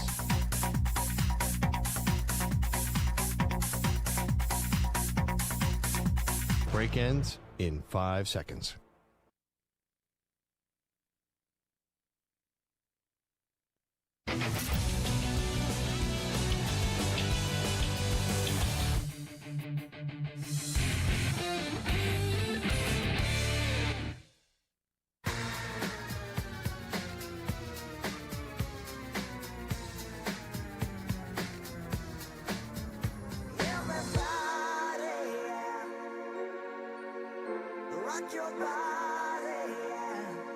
Hey, this is Howie. And this is Nick. From the Backstreet Boys. And you're listening to the Zach Gelb Show. And guess what? Zach is back. All right. He's live. He's nationwide. This is the Zach Gelb Show. Oh, my God, we're back again. So, our listeners give a lot of good ideas, right? We use Psych Mamter all the time, and he is just a social media magnet. It is crazy, the things that we throw out there, and he always just finds a way to get them to us instantly. Drunkle Sam is also very funny in the YouTube chat. And he said, I think it would be funny if Nico had the option to throw a challenge flag on one of these answers. So usually Stu reads the questions. Since Stu is out today, it would usually be Stu reading it. So in a normal setting, it would be Mike that could throw it. And then we could have like a debate. I think that'd actually be good for onside offside. Where you could surprise attack me with a whistle, and if you don't have to do it every week, right? Because then it gets ruined. But when it really gets under your skin and something really grinds your gears with what I say, which you could say, tell me another day that ends in Y, that you just have like a whistle sound effect, and then you throw a challenge flag on the field. Maybe you run into the studio, throw a challenge flag at me. I feel like I need an actual flag that I can throw. Yeah, and then you could have a little argument, and you could see if you could get me to change my answer. Me argue? No. Yeah, you would never do that. I think you're thinking of somebody else. I'm very easygoing. Now you went to BU, correct? Yes, the real BU. Not Baylor, not Buffalo, not any of that nonsense. See, you do this all the time. Buffalo is not BU. It's UB, University at SUNY Buffalo. But anyway, what was your degree there? Were you communications? No. I had a degree in business. I was going to say, how did you not get a law degree? You would be a great lawyer. I hate to read. Oh, okay, that's fine. I hate reading. Lawyers have to read so much. What is it, the Derek Zoolander School for kids who can't read well and other things or whatever it was? To read good and do other things good as well. Yeah. But I'm telling you, yeah. I could see Samter walking in with the suit, with the briefcase and like walking on in and then start arguing some defense case Walking or something on in like that. This? Why am I pumping my arms going into the courthouse? It's like soccer mom energy. I just see it from soccer mom. Yeah. You think soccer mom energy is going to win you a court case? You know what? I do. There's some of my friends' mothers that when we played, well, I didn't really play soccer, but any of the sports that they would always argue, and when they would come walking into the school and my kid needs more playing time or this coach doesn't know what he's doing, there's always that one mom in the town that everyone's afraid of. I could see you being that person. You'd be a good lawyer. Well, I now that Alexandra's starting to get to a point where she's going to start doing some sports, so I'm going to totally be that dad. Yeah, like other people in this building, I'm definitely getting kicked out of youth sports games. Yeah, with Brandon Tierney. Yeah, Jeez. I'm telling you, you never want to be that guy. I understand, you don't need to live vicariously through your kids. Your kids, let them play sports. Give them the platform to play sports. You never want to be that parent, though, that's going to toss that a little league game or that is getting into a fight with an umpire. I just don't think it's a good look. Well, here's the question. Is there a professional skee ball league out there? Because we've got a skee ball machine, and Alex, at 2.5 years old, I mean, she climbs on top of the machine and walks halfway up the thing. But she gets 30s and 40s pretty consistently. Now, BT's kid is a very nice kid. I actually sat next to him at a Yankee game, and it seems like BT's kid is a very good athlete. I've seen some videos. Yeah, Colt. But still, whenever a parent is raving about how good their kid is at sports, I always just get the ick out of it. It's like, okay, your kid's 10. How good can your kid actually be? Now, he looks great. Hey, I've seen him run the football. He seems really good. But whenever, this is not directed at BT. This is just anyone in general. Anyone says, oh, my kid's so good at sports. Are they really? How good are they? They good at middle school, but are they going to be anything in high school? Are they going to be anything in college? I don't know. Maybe it's because I went to sleepaway camp. And if you were great at sleepaway camp, did you even make your high school team? Questions like that. Yeah, Samter? Sorry, I went to Jewish sleepaway camp as well. I've got to turn my mic on. Samter's talking. He's like, the hand movements, and I go, your microphone's No, I hit the on. button to change the camera, and I didn't turn my mic on. But I went to Jewish sleepaway camp also. Mm-hmm. The kids who are the best athletes in Jewish sleepaway camp are the 27,000th best athlete in the state. So let's be honest. Not all the time. Not all the time. There's some very good athletes. There, you don't think Kevin Youkilis was good when he went away in the summer at baseball? I'm just saying there are. That guy did not have an athlete's body. Yeah, but Bartolo Colon didn't have an athlete's body. All righty, it's time to answer Ask the Pros question today. It's brought to you by O'Reilly Auto Parts, and the question comes from Kevin in Pensacola. Colts Chargers this weekend. Who do you have more confidence in this season? You can submit a question by tuning at INF Sports Center at Zach Gelb using hashtag Ask the Pros. Think O'Reilly Auto Parts for all your car care needs. Get guaranteed low prices and excellent customer service from the professional parts people at O'Reilly Auto Parts. I'm actually going to go with the Colts. I'm going with the Colts. The Chargers, I know they're getting all back this week. They have a good offensive line. I love their coach in Jim Harbaugh. Justin Herbert's a good quarterback, but the two running backs going down, and Hampton will eventually come back, that is a concern to me, and they're in the tougher division, where if you look at the AFC South, I like Jonathan Taylor, I like Tyler Warren. I think Daniel Jones will find that rhythm for this year, which he's been doing, and they have a solid defense, too. So I'm going to say that the Colts are better this season than the Los Angeles Chargers. Doesn't mean the Colts are going to win the game this weekend, but I do think that the Colts are going to be better long-term. All righty, big thanks to Ariel Epstein. Big thanks to Ralph Russo. Big thanks to each and every one of you for tuning on in. I will be back on Sunday for Sunday Morning Football. You can also hear me do the Cowboys-Commanders game on Compass Media Networks, and then we'll be back on this show Monday at 3 p.m. Eastern. Nico and Samter and Ack, thank you. We'll talk to you, everybody, over the weekend. I'm Zach Gelb. I'm out. Bye-bye. Peace.